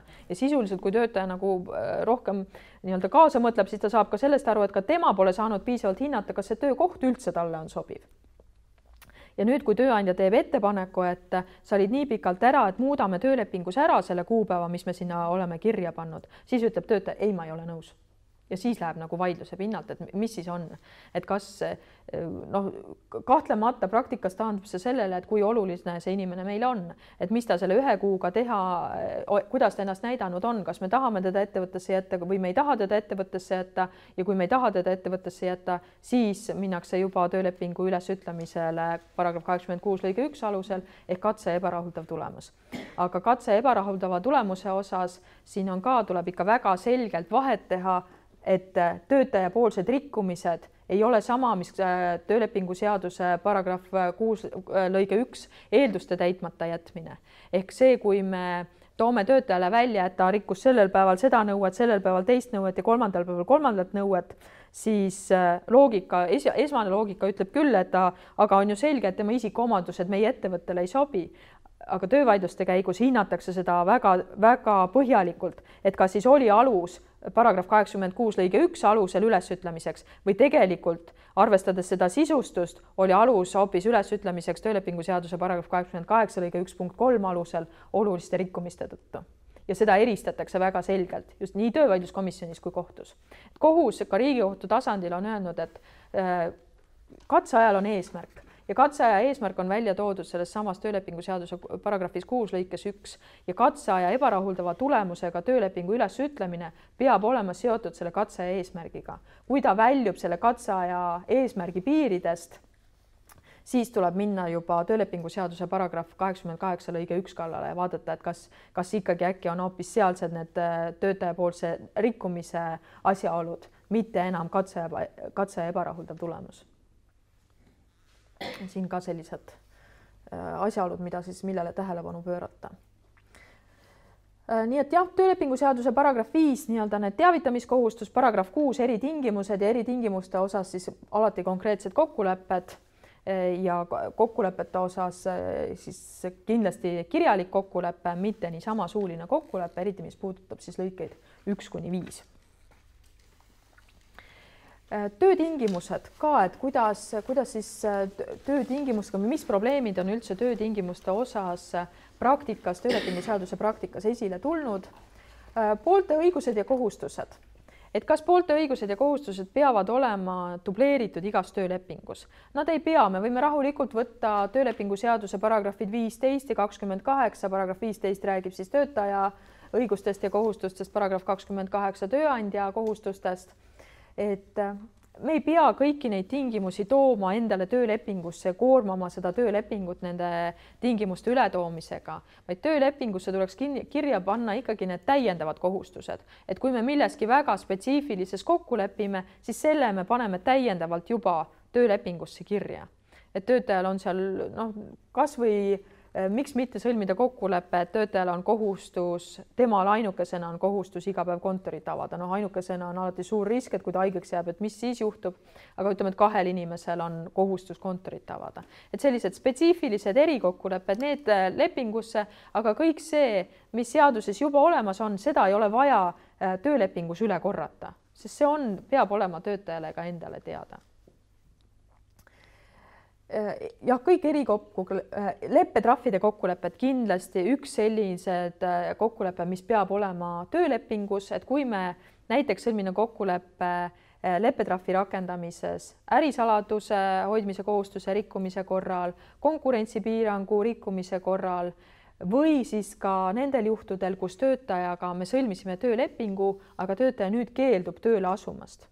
Et see on selline väga spetsiifiline juhtum, mitte see, et ta jäi haigeks, et tal on töövõimetusleht ja ta ei saa tulla, vaid see, et ta ütleb, et aga ma tegelikult sain nüüd palju parema pakkumise, ma ikkagi ei tule sinu juurde tööle. Aga me oleme ju selle pika konkursi läbinud, me oleme kulutanud oma aega, raha selle inimese leidmiseks, selleks, et ta tuleks meie juurde tööle ja nüüd tema ütleb, et aga ei, mina ikkagi sellel kuupäeval ei tule.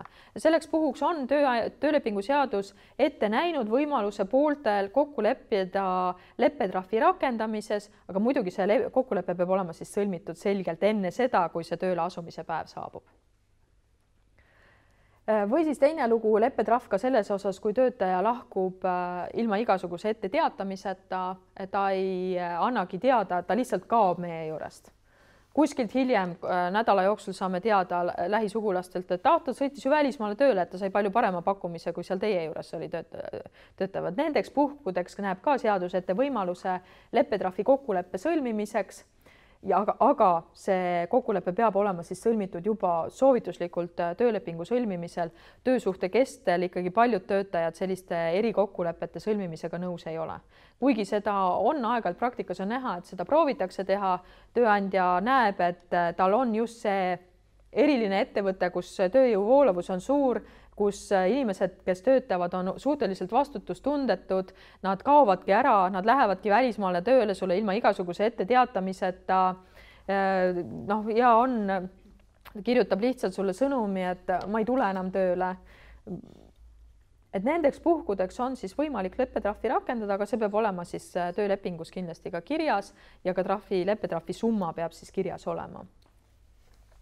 Töölepingu tingimuste muutmine, koondamisolukorra tekkimine, et see on ka nüüd ka nendest uuringutest, mõlemast uuringust selgelt välja tulnud, et töölepingu tingimuste muutmine on nii-öelda problemaatiline. et seadus näeb meile, esimene asi alati, kui ma tahan töölepingu tingimusi muuta, esimene asi töölepingu seaduse paragrahv 12, muutmise võimalus poolte kokkuleppel. Ja siis on teatud erijuhud, mida seadus konkreetselt ette näeb. Esimene neist töölepingu seaduse paragrahv 37, töötasu vähendamine kuni 3 kuuks 12-kuulise perioodi jooksul. See on sisuliselt tööandja ühepoolne õigus töölepingu tingimuste ajutiseks muutmiseks, aga mis siis on töötajale vastutasuks antud, on antud õigus, et kui nagu tööandja teada annab, et ta kavatseb töötasu vähendada, et tal on need erilised majanduslikud olukorrad, mis ei võimalda senist töötasu maksta, ta vähendab tööaega ja töötasu, siis töötaja võib siis loobuda sellest töösuhtest, tuginedes töölepingu seaduse paragrahvile 37 lõikele 5 ja saades hüvitisi nii nagu koondamise korral, siis töölepingu seaduse paragrahv 100 lõigete 1 ja 2 alusel.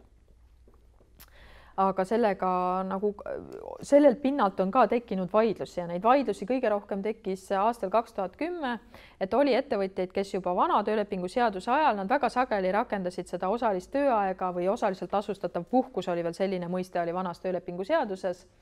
Ja nad tahtsid sama praktikaga jätkata nüüd uue töölepingu valguses, uue töölepingu seaduse valguses. Aga mis nad unustasid siis tegemata, et seesama töölepingu seaduse paragrahv 37 näeb ette väga spetsiifilised eritingimused, et tööandja peab vähemalt 2 nädalat ette teatama ja ta peab põhjuse välja tooma ja ta ei tohi enne siis vähendada töötasu, kui tõesti need 2 nädalat on möödunud, aga tööandjad läksid vana praktikaga kaasa, täna andis teada, homsest juba siis rakendas seda osalist tööaega ja maksis siis osalist töötasu. Töötajad sellega ei leppinud, pöördusid töövaidluskomisjoni ja sealt tekkis probleem, et millist tasu siis maksta, et kui töötaja oli valmis töö tegemiseks, aga tööandja ei võimaldanud talle siis täis tööajaga tööd teha ja ei maksnud ka täis töötasu, mida siis rakendatakse töölepingu seaduse paragrahvi 35 keskmist töötasu just nimelt selles ulatuses, kus töötaja oli töö tegemiseks valmis, aga tööandja ei andnud talle võimalust tööd teha. Et siin ka selline huvitav praktika just, et see 37 nii teravalt kohe esimesel sisuliselt rakendusaastal päevakorda tuli ja ta on teatavas ulatuses päevakorral ka täna, et ikka tahetakse töötasu ja tööaja vähendamist teha just nimelt kuni 3 kuuks 12-kuulise perioodi jooksul, aga kiputakse ära unustama neid etteteatamistähtaegu ja neid väga selgeid reegleid, et kuidas või siis keeldutakse töötajaga töölepingu lõpetamisest, mis on ka nagu kummaline, et ühelt poolt sa annad teada, et sa vähendad töötasu ja tööaega, töötaja käitub nagu seaduspäraselt, tööandja ütleb, et ei, mina ei ole nõus, ma ei tee sulle ühtegi väljamakset. Mis siis töötajal jälle üle jääb, jälle ta läheb oma lõpparve nõudega töövaidluskomisjoni või kohtusse. Kus töötingimuste muutmine on sellise, lahenduseta ka aeg-ajalt jäänud. Töölepingu seaduse paragrahv 47 lõige 5 annab õiguse tööandjal muuta ühepoolse otsusega tööaja korraldust. Tööaja korraldust, mida tähendab tööaja korralduse muutmine?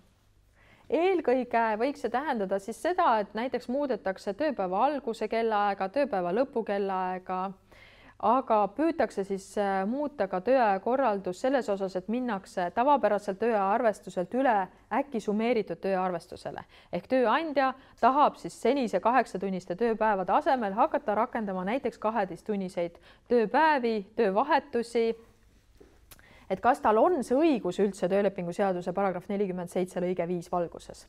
Tegelikult nii kardinaalse muutmise õigust, mis puudutab just sellest tavapäraselt tööajalt summeeritud tööaja peale üleminekut või vastupidi, seda õigust tal ei ole. Miks tal seda õigust ei ole? Sest vastu tuleb töölepingu seaduse paragrahv 6 lõige 1 punkt 6, mis räägib sellest samast summeeritud tööajast. Üldse selleks, et me saaksime töötajale summeeritud tööaja arvestust rakendada, peame me temaga sõlmima vastava erikokkuleppe.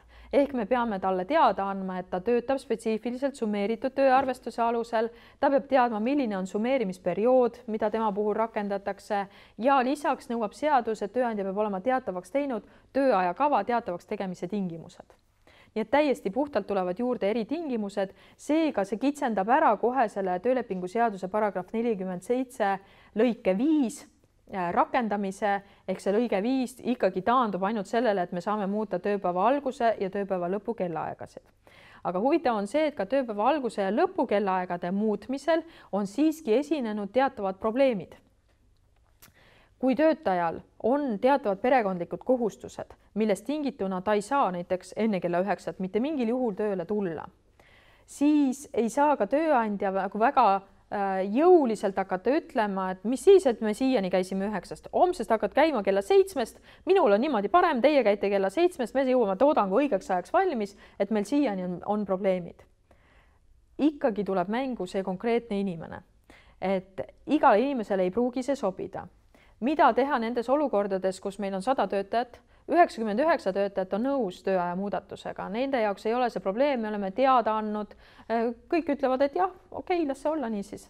Aga siis see üks inimene on see, kes ütleb, et tema ei saa, et ta ei saa, tal ei ole enne kella 7 näiteks last mitte kuhugi panna või tal on vaja oma ema või isa hooldada ja tal ei ole võimalik kella 7 mitte kuidagi tööle tulla. Et kas siis tööandja võib öelda, et mind ei huvita, mina kehtestan sellise tööaja ja kõik.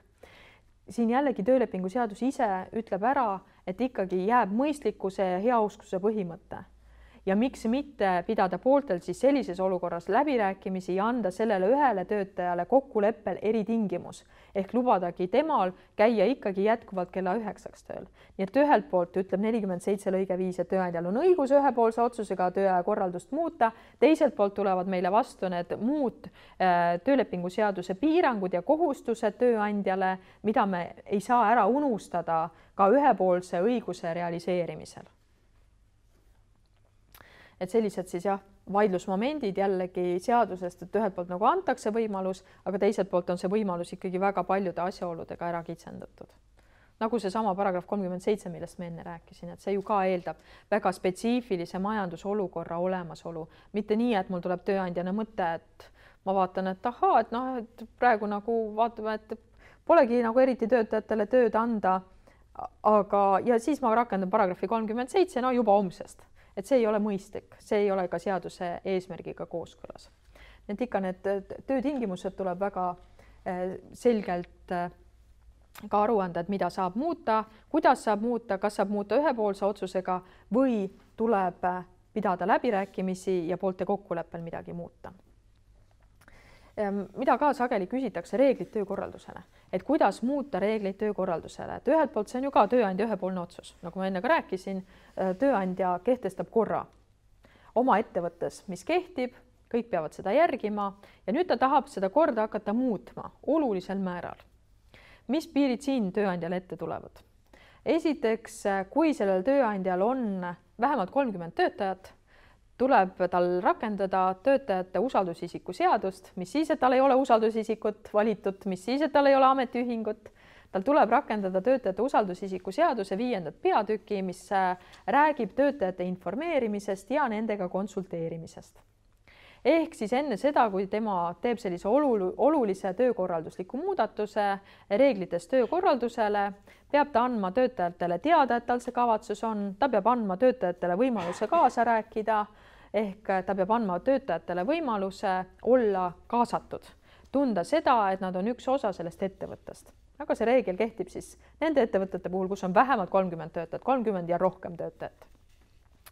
Ülejäänud töötajaskonna puhul ikkagi see reeglite muutmine tõesti käib ühepoolse otsusega, välja arvatud need juhud, kus tööandja ja töötaja on reeglid töökorraldusele, ma ei tea, mis iganes põhjusel, aga mingil põhjusel kokku leppinud töölepingus. Siis töölepingu tingimusi ikkagi saab muuta ainult poolte kokkuleppega, kui on olukord, kus meil on nii nagu töölepingu seaduse paragrahv 5 lõige 1 ette näeb, et on viide antud, et meil on reeglid töökorraldusele, see on eraldiseisev dokument ja me tahame seda eraldiseisvat dokumenti muutma hakata, vaat siis see eraldiseisva dokumendi muutmine käib siis kas läbi töötajate usaldusisiku seaduse informeerimise ja konsulteerimise põhimõtete järgimise või tõesti tööandja ühepoolse otsusega, kui me räägime väiksemast ettevõttest. Aga ka seal jälle ei kao kuhugi mõistlikkus ja heausksus, kui me tahame mingeid reegleid muuta, siis on ikkagi soovitav ette teatada mõistlik aeg, ehk vähemalt 2 nädalat, nii nagu siis Riigikohus on sisustanud mõistlikku aega, et see 2-nädalane selline ette teatamise aeg jääb ikkagi juurde. Kas teil on äkki tekkinud vahepeal küsimusi, et kas on veel selliseid töötingimuste probleeme, mida võiks arutada ja mis on just uue seaduse valguses päevakorda tulnud? No tegelikult täpsustaks natukene seda olukorda, et kui 100 inimest 99 on nõus ja üks ei ole. Tegelikult tekkinud on selline olukord üks kord, et tegelikult küsimus oli seotud just selle töötaja hea austusega. Ehk temal ei olnud mitte mingisugust erilist olukorda, vaid ta lihtsalt ei olnud nõus. Ja ta ütles, aga mina ei ole nõus ja kõik, et ükskõik, et mis 99 inimest otsustavad. Ja tegu ei olnud ka sellega, et see oli mingisugune tööandja kapriis, vaid muutusid telijate poolt tingimused ja sellega oli seotud ka selle tööaja muutus algus just. Ja siis see töötaja ütles, aga mina ei taha ja ei olnud võimalik erikokkulepet sõlmidagi, et tal ei ole midagi teha, kui ta ei tule kella 7, tingimuslik küll, aga et tal ei ole mitte midagi muud ja ettevõttes ka muud tööd ei olnud. Et mis see väljapääs tegelikult oleks? Et mis see väljapääs sellises olukorras, et kui töötaja ikkagi lihtsalt ütleb, et tema ei ole nõus, aga ta ei põhjenda seda. Ehk tal ei ole seda perekondlikku kohustust seal taustal või näiteks siin on olukordi olnud, kus tööandja muutis tööpäeva alguse kella 4 hommikul, kus ükski ühistransport ei liigu, aga samas töötajatele transporti ei taganud. Et seal on küll võiks öelda, et oluline mõjupõhjus on olemaks, miks ma keeldun kella 4 tööle tulemast. Kui selliseid asjaolusid ei ole, siis võib tööandja jääda siiski endale kindlaks. Tema ütleb, et sellest kuupäevast kehtib meil see kord, et tööpäev algab kell 7 ja kui sina tööle ei ilmu, siis ma hakkan tegema sulle hoiatusi ja kokkuvõttes võib see viia selleni, et toimubki töölepingu erakorraline ülesütlemine töölepingu seaduse paragrahv 88 lõige 1 alusel, sest muid pääseteid siin selles olukorras ei ole. Ehk sa kas tööandjana kas otsustad, et sa tuled vastu, me sõlmime erikokkuleppe või sa otsustad, et see ei ole antud juhul mõistlik, mingisugust erisust, olulist põhjust ei ole, et ei saaks kella 7 tööle tulla ja seega kehtib meil ühtne kord, sa pead seda järgima, kui sa seda ei järgi, siis me hakkame tegema hoiatusi, kui hoiatustest ei piisa, siis tuleb töölepingu erakorraline ülesütlemine ja siis kogu selle olukorra hindamine võib tulevikus minna küll töövaidlusorgani kätte, aga las siis töövaidlusorgan ütlebki, et mis tema hinnates kõiki neid asjaolusid kogumis leiab nüüd, et kas see siis kumb pool siis käitus mõistlikult ja kumb ebamõistlikult. Tegelikult elus see töötaja lihtsalt surus välja koondamise, tema tahtis just koondamist. No vot, see sama koondamise olukord, ma tegelikult tahtsingi kaudselt jõuda selle koondamiseni, et mitte ainult ju need olukorrad. Siin on ka teisi olukordi, kus meil on töötajaga kokku lepitud töötasus, mis on parajalt kõrge. Töötasu iseenesest on kõrge, aga nüüd meil on tekkinud ettevõttes olukord, kus me ei saa seda töötasu, mida me oleme töötajale töölepinguga lubanud, enam välja maksta. Kas see on koondamise olukord automaatselt? Riigikohus on leidnud, et ei ole, ehk see, et me ei suuda ühte mingisugust töölepingu tingimust täita, ei anna meile kohe koondamise olukorda. Ehk koondamise olukord Riigikohtu hinnangul on ikkagi ainult nendel juhtudel, kui töö lõpeb, ehk peab toimuma töö lõppemine, peab toimuma nii-öelda see töö ümberkorraldamine, reorganiseerimine. Koondamine võib siiski kõne alla tulla nendel puhkudel, kus me vaatamegi, et meil mingitel töötajatel töökoormus on oluliselt langenud, aga me teame, et meil on üks töökoht, mille ülesannete jagamisel nende teiste töötajate vahel meil sisuliseks kaoks ära üks töökoht, mitte et me peaks need kõik töötajad osalisele tööajale viima, vaid lahenduseks olekski see, et me saaksime nende, kelle töökoormus on vähenenud, nende töökoormus siis tõsta täiendavate ülesannetega, aga see tooks meile kaasa ühe kohe koondamise. Ehk see on selge töö ümberkorraldamine, puhas nii-öelda reorganiseerimine, mis annab õiguse tööandjale ka koondamiseks. Et oluline on see põhjendus ikkagi. See, et miks, kas see töökoht reaalselt kaob, kas see töö reaalselt kaob, et see reaalse töökoha kadumine on see oluline aspekt, mida siis nii töövaidluskomisjonid kui kohtud alati hindavad koondamise olukorrale hinnangu andmisel. Aga mis ma tahaks koondamisest üldse rääkida, et koondamine praktikas on ikkagi läinud selliseks nii-öelda töötaja pehmeks välja suunamiseks ettevõttest.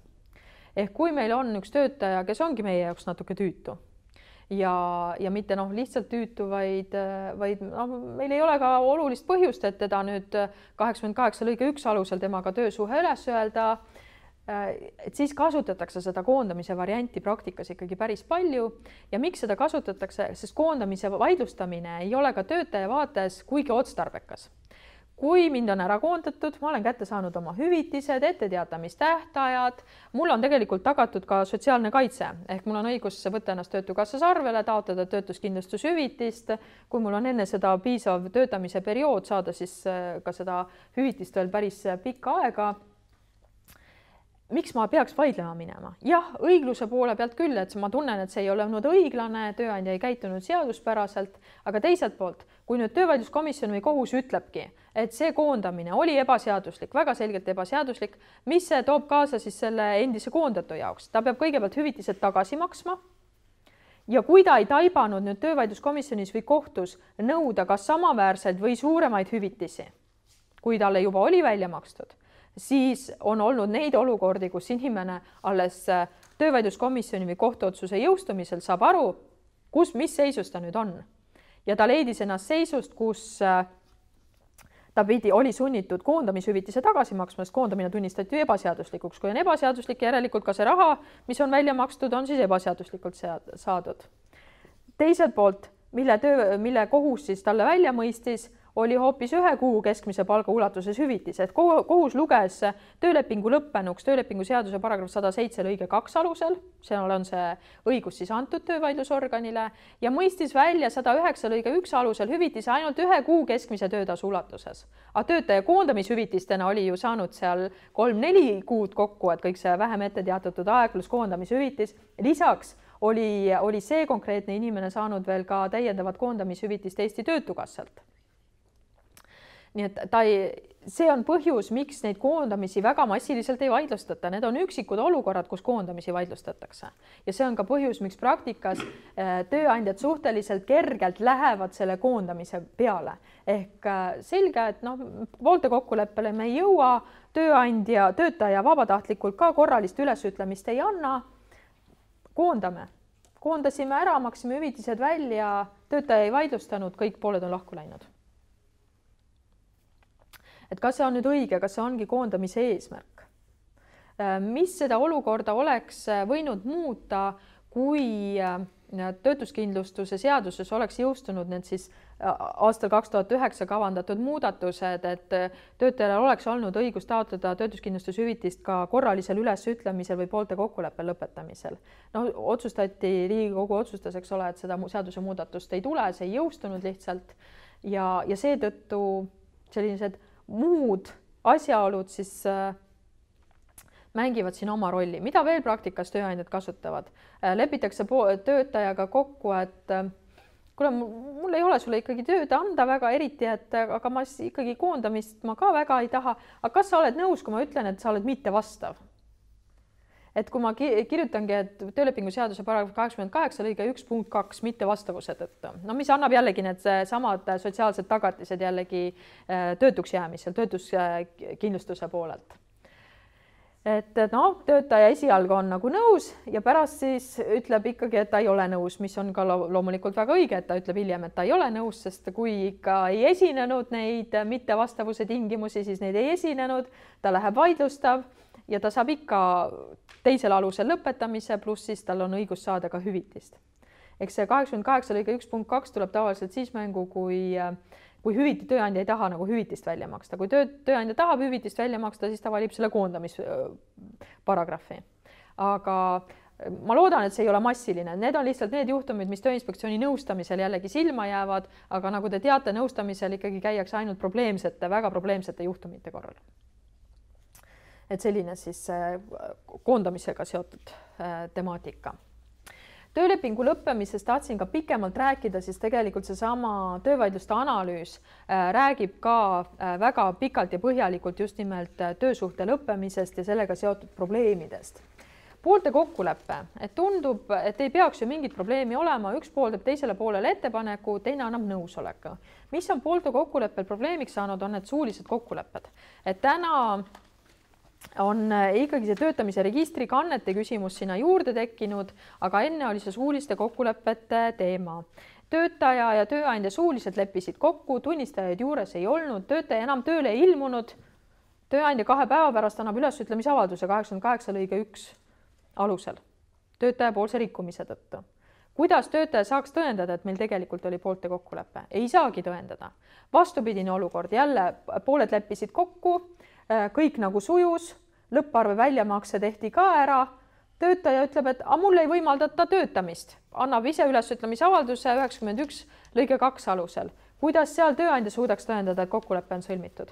Sisuliselt ei suudagi, aga see, et ta väljamakse tegi, lõpparve osas väljamakse tegi, see ei ole ka mingi näitaja veel. See võib olla küll üks oluline tõend, et et niisama ju ei peaks ühel normaalsel tööandjal tulema pähe töötajale lõpparve välja maksta.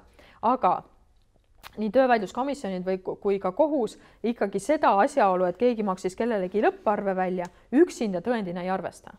Ehk seal peavad juurde tulema ka muud olulised mõjuvad tõendid, mis kinnitavad seda, et poolte vahel tõesti võis kokkulepe olla, mitte ei kehti see hilisem ülesütlemisavaldus. Poolte kokkuleppel on ka neid inimesi, kes ei saa aru, mida poolte kokkulepe tähendab, et kes siis jõudes töötukassasse, kuuldes töötukassa konsultandilt ära, et poolte kokkuleppega töölepingu lõpetamisel ei ole õigust töötuskindlustushüvitisele, et siis äkki jõutakse tööandja juurde tagasi, et kas sa ei tahaks ikkagi ära muuta seda lõpetamise paragrahvi, et selgus, et ma ei saa, kui ma lähen poolte kokkuleppega, siis ma ei saa mitte midagi. Nii et see teadlikkuse küsimus jällegi poolte kokkuleppe puhul, et poolte kokkuleppega töötuks jäämisel ei kaasne neid sotsiaalseid tagatisi, mis oleks olnud näiteks koondamise korral või tööandja poolse rikkumise korral või mis oleks olnud töötaja tervise tõttu, ütleme, erakorralisel ülesütlemisel. Et seda on ka praktikas ette tulnud, kus siis tõesti hiljem tööandja muudabki ära selle poolte kokkuleppe vastavalt sellele, mida siis töötaja on soovinud. Aga see ei peaks nii olema. Et töösuhte lõpetamine peaks ikkagi vastama eelkõige tegelikkusele ja olema kooskõlas selle tegelikkusega. Töötaja algatusel korraline ülesütlemine.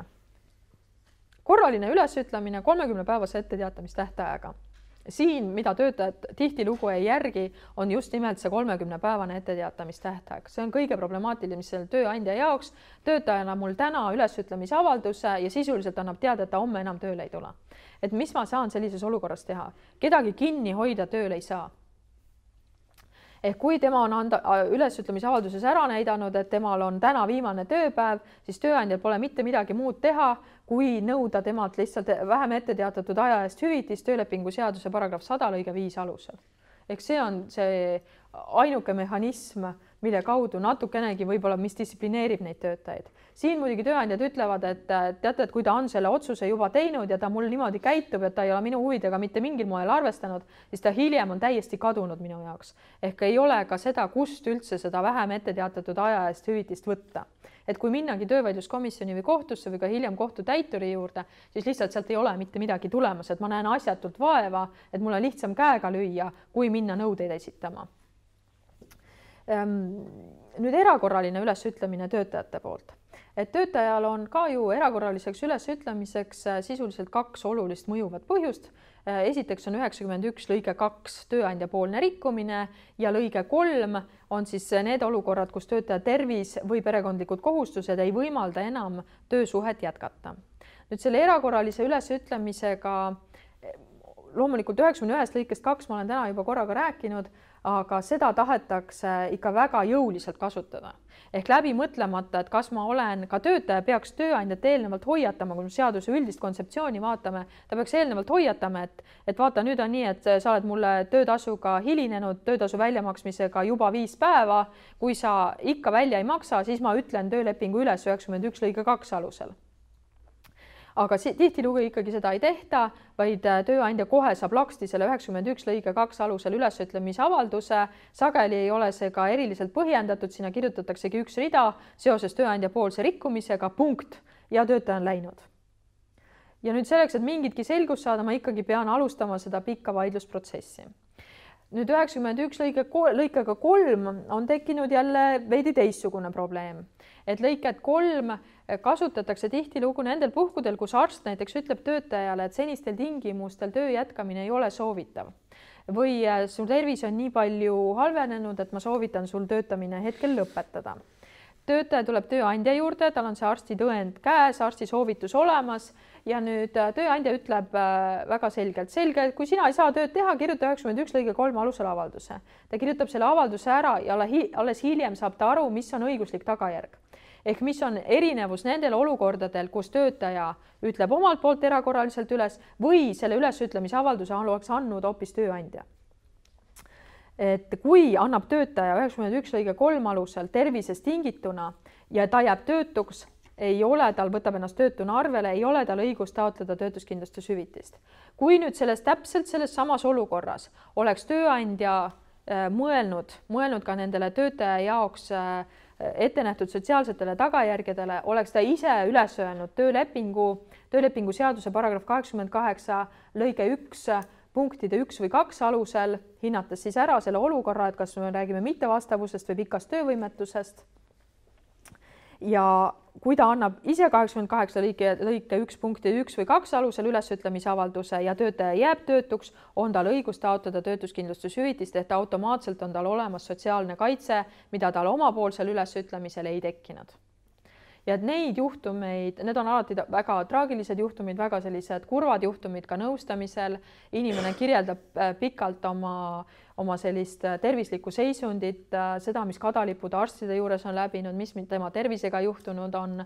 Nüüd on tal see paber käes, mis sisuliselt ütleb, et ta oma senist tööd, oma senise tööandja juures jätkata ei tohi.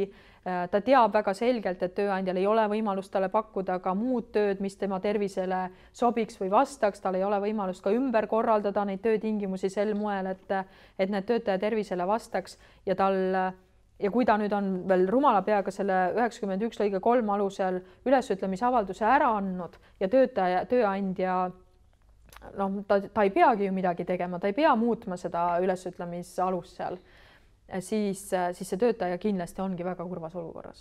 Ehk seal on tõesti need kliendid, kes tulevad meie juurde nuttes, ta on pahane meie peale, oma tööandja peale, kindlasti ka iseenda peale eelkõige, aga teha ei ole sisuliselt midagi. Ehk sa ei saa oma enda antud ülesütlemise avaldust ja ometi töövaidluskomisjoni või kohtusse vaidlustama minna. Et see on ka aeg-ajalt on töötajal selline ootus, et kas ta mõtleb selle koha peal välja või nii ka on, ta ütleb, et aga tööandja ikkagi survestas mind, et kas ma siis tõesti ei saa vaidlustada seda. No mida sa vaidlustad, et kui sa oled ise andnud korralise ülesütlemise avalduse või ka selle sama erakorralise põhjuse ise välja toonud, vaidlustada saab ikkagi ainult juhul, kui me tõesti räägime pettusest või ähvardusest ja see on tõendatav. Muudel juhtudel selliste ülesütlemiste vaidlustamine ei ole eesmärgipärane. Et inimene peab ikkagi enne mõtlema, kui ta kuhugi allkirja annab või kui ta mõne avalduse esitab. Tööandja poolne erakorraline ülesütlemine tervikuna. Tööandjal on siis 2 olulist paragrahvi, üks on töölepingu seaduse paragrahv 88 ja teine on töölepingu seaduse paragrahv 89. 88 räägib siis puhtalt, on siis töötajaga seotud tingimused. Punkt 1 ja 2 räägivad töötaja tervisest, mittevastavusest. Punkt 3 ja järgnevad räägivad juba töötaja poolsetest erinevatest rikkumistest. Mis siin praktikas kõige teravamalt on tõusetunud, tööandjad kipuvad valima töölepingu erakorralise ülesütlemise puhul mitu punkti korraga, nii-öelda igaks juhuks. Et kui üks ei lähe, äkki siis teine ikkagi jääb. Aga töövaidluskomisjon ju alati hindab ja töökohus täpselt samamoodi hindab, et kas need asjaolud sellise ülesütlemise andmiseks üldse ikkagi esinesid või ei esinenud. Et see ja seal tööandjad jäävad jänni nii-öelda oma põhjendustega. Töölepingu seadus eeldab, et kui antakse erakorraline ülesütlemise avaldus, ta peab olema põhjendatud. Ehk esiteks ta peab olema kirjalik, aga teiseks ta peab olema ka põhjendatud ja sa ei saa lihtsalt niisama mõne punkti välja tuua ilma põhjenduseta. Teine probleem on see, et tuuakse küll põhjendus välja, aga see põhjendus ei lähe kokku töölepingu seaduse konkreetse paragrahvi, konkreetse lõike, konkreetse punktiga. Ja seda ka hinnatakse, et kui sul nüüd ei ole, need omavahel kokku ei lähe, siis töövaidluskomisjon on ka leidnud, et ka selle tõttu on ülesütlemine tühine, et sa ei ole siis valinud sisuliselt õiget punkti, et sa oled asjad segamini veidi ajanud. Näiteks kõige lihtsam näide töötaja töötaja pakkus baaris oma sõpradele, ise oli tööl, eks ole, pakkus baaris oma sõpradele alkohoolseid jooke ja jõi ka ise nendega koos töö ajal. Tööandja loomulikult kaamerast nägi seda, kõik oli fikseeritud, tõendatud, tööandja kenasti põhjendas ära, leidis, et see on nii oluline rikkumine, et tuleb ikkagi koheselt töösuhe üles öelda, et seal ei ole enam mõistlik hoiatusega tegelema hakata, kuigi seadus eeldab, eks ole, hoiatuse enne kõigepealt hoiatuse tegemist, siis ülesütlemist. Aga tööandja hinnates olukorda leidis, et see ei ole mõistlik, et see on nii oluline rikkumine, kus ole maine on kahjustatud, vargus on sisuliselt ka veel toime pandud, sest ega keegi ei maksnud nende jookide eest, mida seal joodi. Ja töötaja on siis käitunud ka veel vääritult, aga mis siis tööandja tegi kokkuvõttes? Ta jõudis kummalise õigusliku konstruktsiooni tagajärjel mõtteni, et töötaja on mitte vastav. Ehk lõpetas, ütles selle töölepingu erakorraliselt üles, tuginedes siis töölepingu seaduse paragrahv 88 lõikele 1 punktile 2.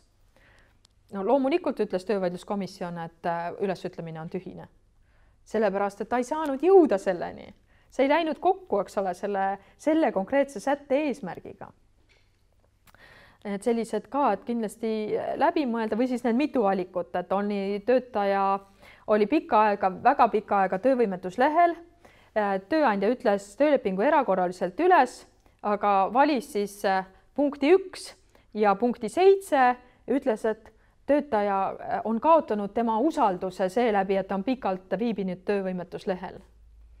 Noh, võib-olla seal on teatud loogika olemas, eks ole, aga et see kindlasti ei ole selle sätte mõte ega eesmärk. Et usalduse kaotusest me ikkagi saame rääkida eelkõige selliste majandusliku kahju tekitamise puhul, vargused puhtalt esmane. Aga kui on seal usaldamatus veel klientide ees, see on veel omaette teema. Aga seal jah, puhtalt, et kust tal tuli selline mõte, et ma saan aru, punkt 1 oli põhjendatud, töötaja oli tõesti väga pikka aega eemal viibinud, 6 kuud oli ta juba tööandja juurest ära olnud, töövõimetuslehel, igati oli alus lõpetada erakorraliselt ja äkki ta tõi kuskilt sisse punkti 7 ja pikalt veel, see ülesütlemisavaldus oli 3 lehekülge pikk, 3 leheküljel sisuliselt kirjeldas seda, kuidas töötaja oma töövõimetuslehel viibimisega kahjustas või kaotas usalduse. Väga ilus mõttekäik, aga kokkuvõttes õiguslikult mitte väga pädev. Et siis sellised probleemid ka tööandja poolse erakorralise ülesütlemisega. Koondamisest ma juba ka rääkisin, ei hakka uuesti üle kordama, aga see koondamise temaatika ikkagi vaidlusesse ta tuleb päevakorda, et kuigi paljud ei vaidlusta, et praktikas, eks ole, rakendatakse ka muul moel, siis siiski on üksikud olukorrad, kus vaidlustatakse ja tuuakse välja ka näiteks see, et veel selle inimese töötamise ajal, kellel oli ülesütlemisavaldus antud täna, siis juba homsest päevast läks täpselt sama töökoha osas kuulutus üles, otsiti täpselt samale töökohale töötajat, on ilme, et seal ei ole koondamise olukorda. Et ka see võib olla oluline tõend tööandja vastu, et tööandja peab ka siis väga selgelt mõtlema, et kui ta täna koondab, et kas tal ikka siis on mõistlik juba homme töökuulutus välja panna. Kuigi seadus tõesti võimaldab ka seda, et kui ma täna otsustasin oma töötajat selle konkreetse koha ära koondada, siis ma võin kuu aja pärast leida, et mul on ikkagi seda töökohta vaja ja luua selle töökoha uuesti ja sellest tulenevalt ei saa keegi mulle öelda, et see koondamine 6 aega tagasi oli ebaseaduslik.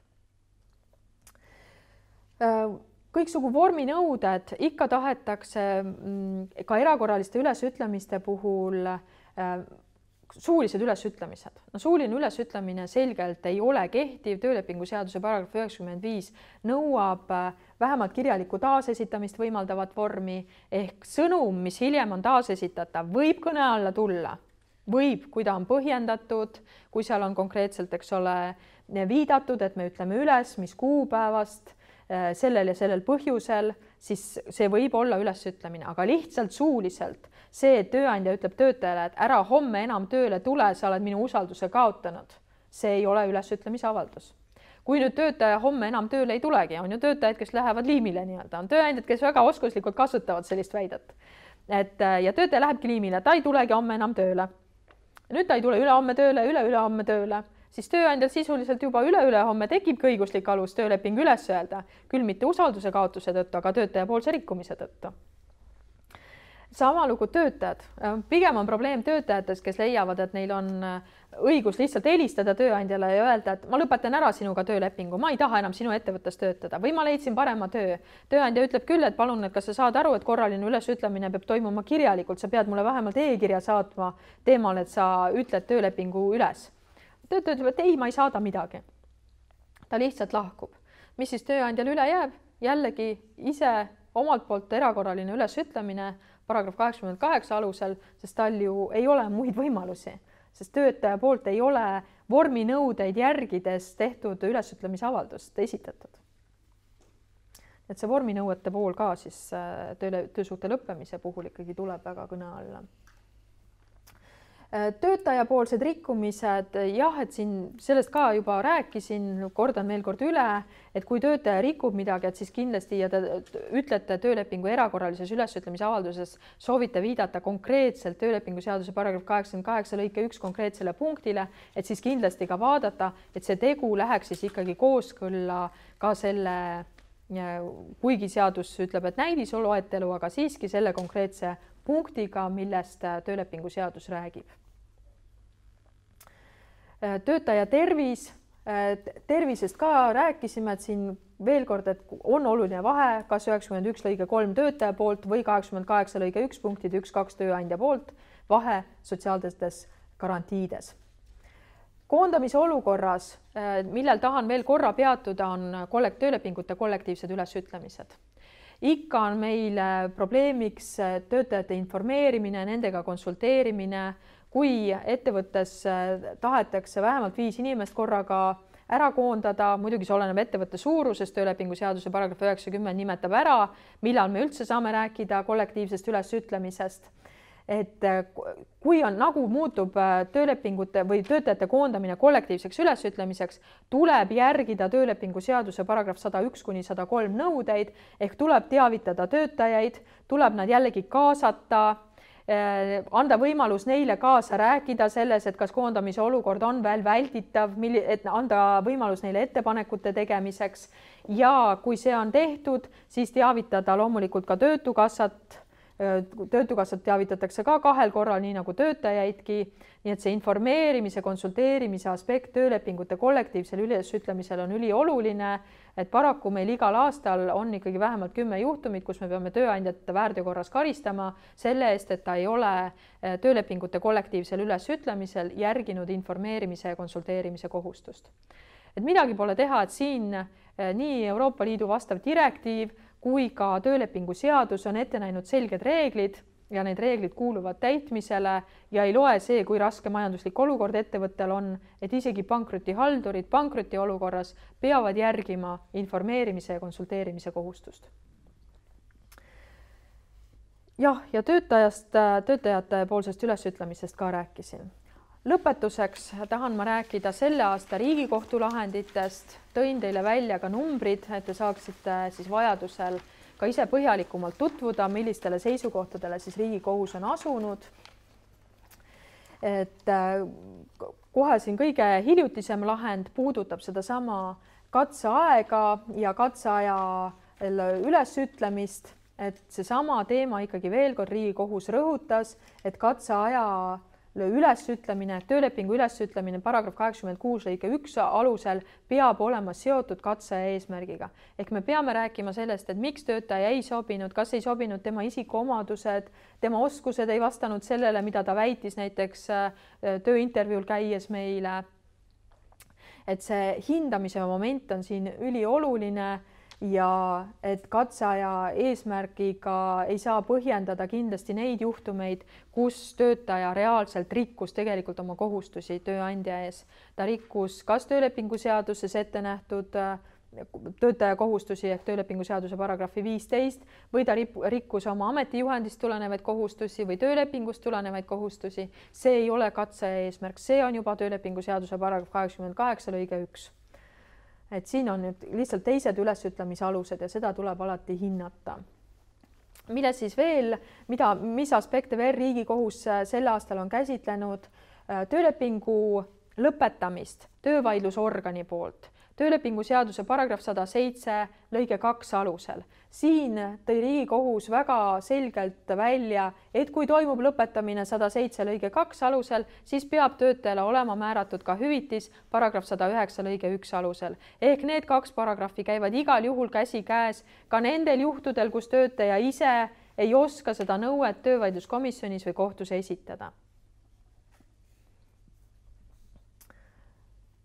Nüüd ühes Riigikohtu lahendis siis kohus analüüsis pikalt, mis asi on see ülesütlemise avalduse elektrooniline edastamise vorm ja viis, ehk kuidas võib siis olla ülesütlemise avaldus edastatud, et tõesti sobib ka e-kiri, kui see on siis poolte vahel tavaks saanud ja pooled selle e-kirja vahendusel on suhelnud ja see ei pea, ülesütlemise avaldus ei pea olema digitaalallkirjastatud, et see ei ole siis esmane nõue.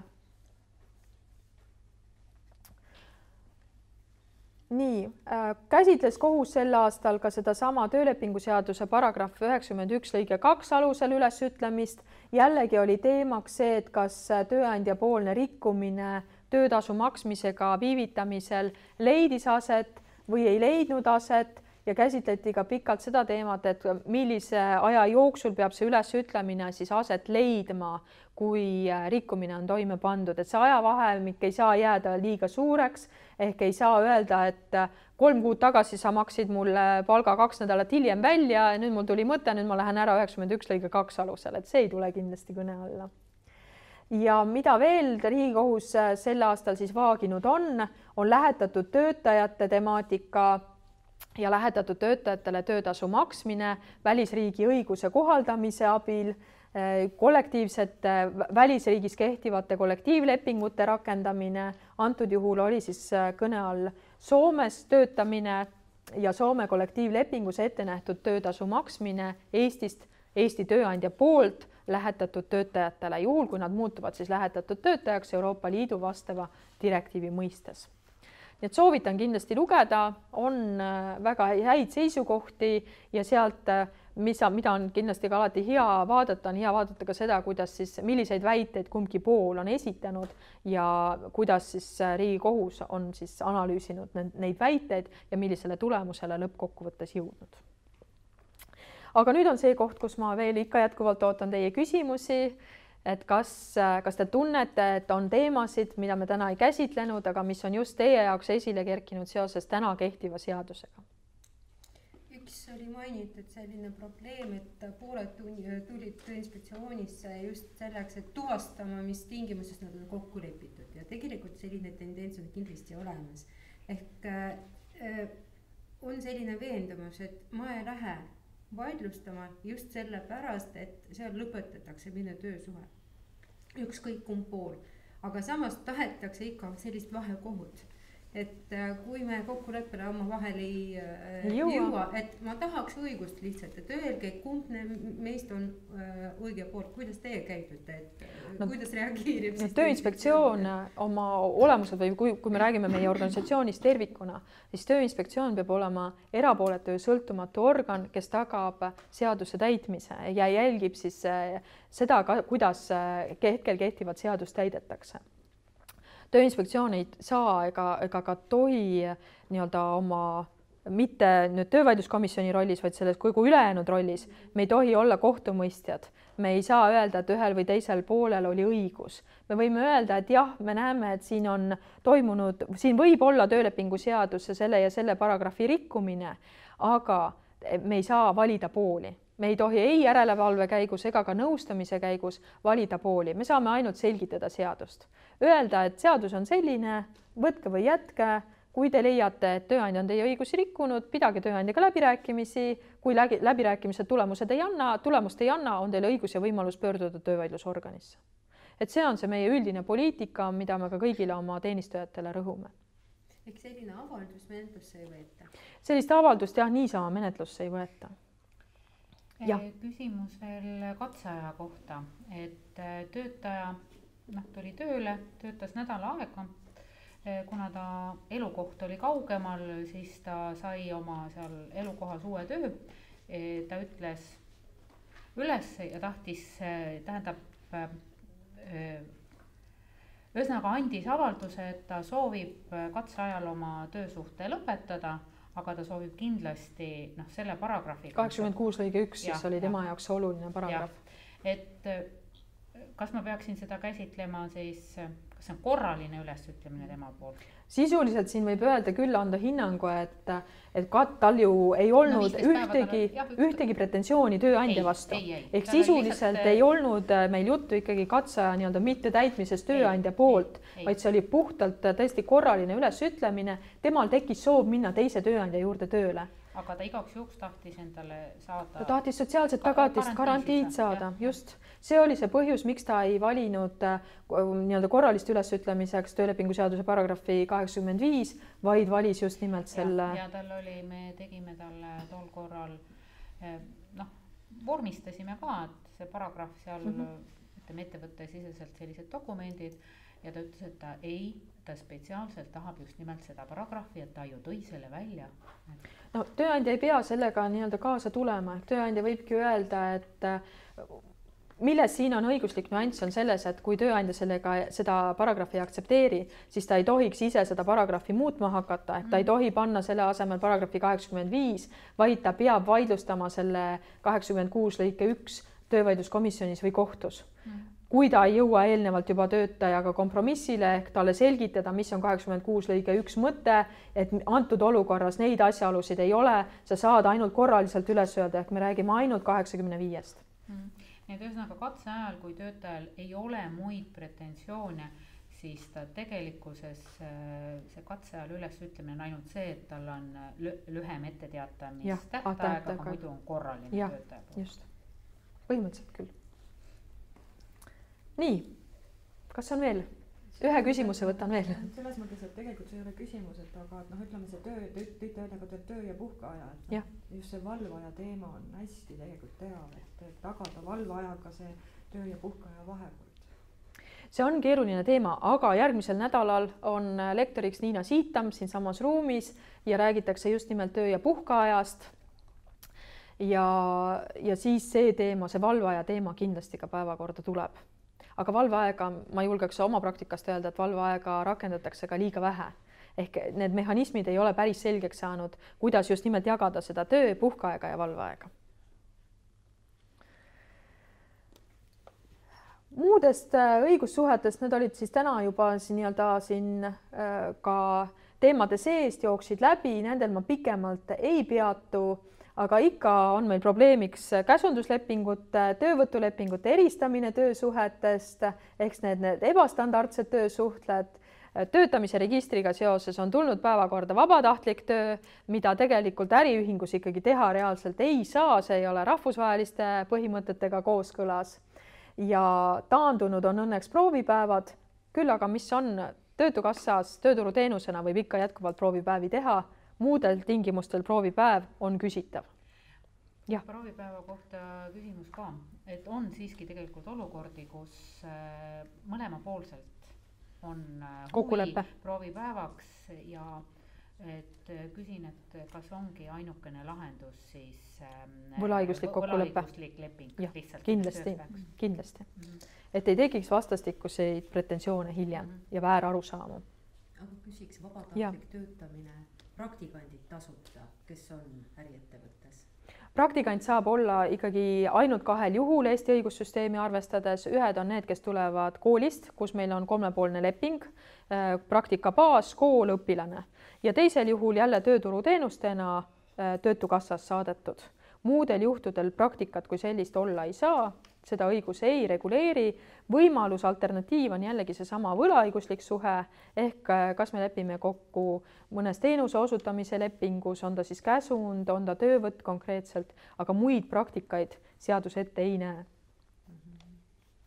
Sest noored ju ise otsivad ka. Ja, see on arusaadav, aga noored eelkõige otsivad ikkagi läbi kooli, et niisama praktikale, seda hetkel ei ole, ütleme, et seal muid õiguslikke võimalusi ei ole. Ja vabatahtlikul töötamisel, vabatahtlik töö tähendab ikkagi selliste vabatahtlikult teatud väärtuste loomist, nii nagu on siin olnud erinevad talgukorras tegemised või on meil igasugused organisatsioonid, kelle eesmärk, mittetulundusühingud, sihtasutused, kelle eesmärgiks ongi eelkõige sellise vabatahtliku töö tegemine, erinevad koerte varjupaigad, loomade varjupaigad, lastele suunatud tegevused, seal on jah, vabatahtlik töö, äriühingus vabatahtlik töö, Tööinspektsiooni vaates ei ole õigustatud ega põhjendatud. Suur tänu teile tulemast. Rõhutan veel kord, et tänane päev sai siis toimuma tänu Euroopa Sotsiaalfondi vahenditele ja tere tulemast siis järgmisel neljapäeval kõigil neil, kes on juba eelnevalt registreerunud. Aitäh!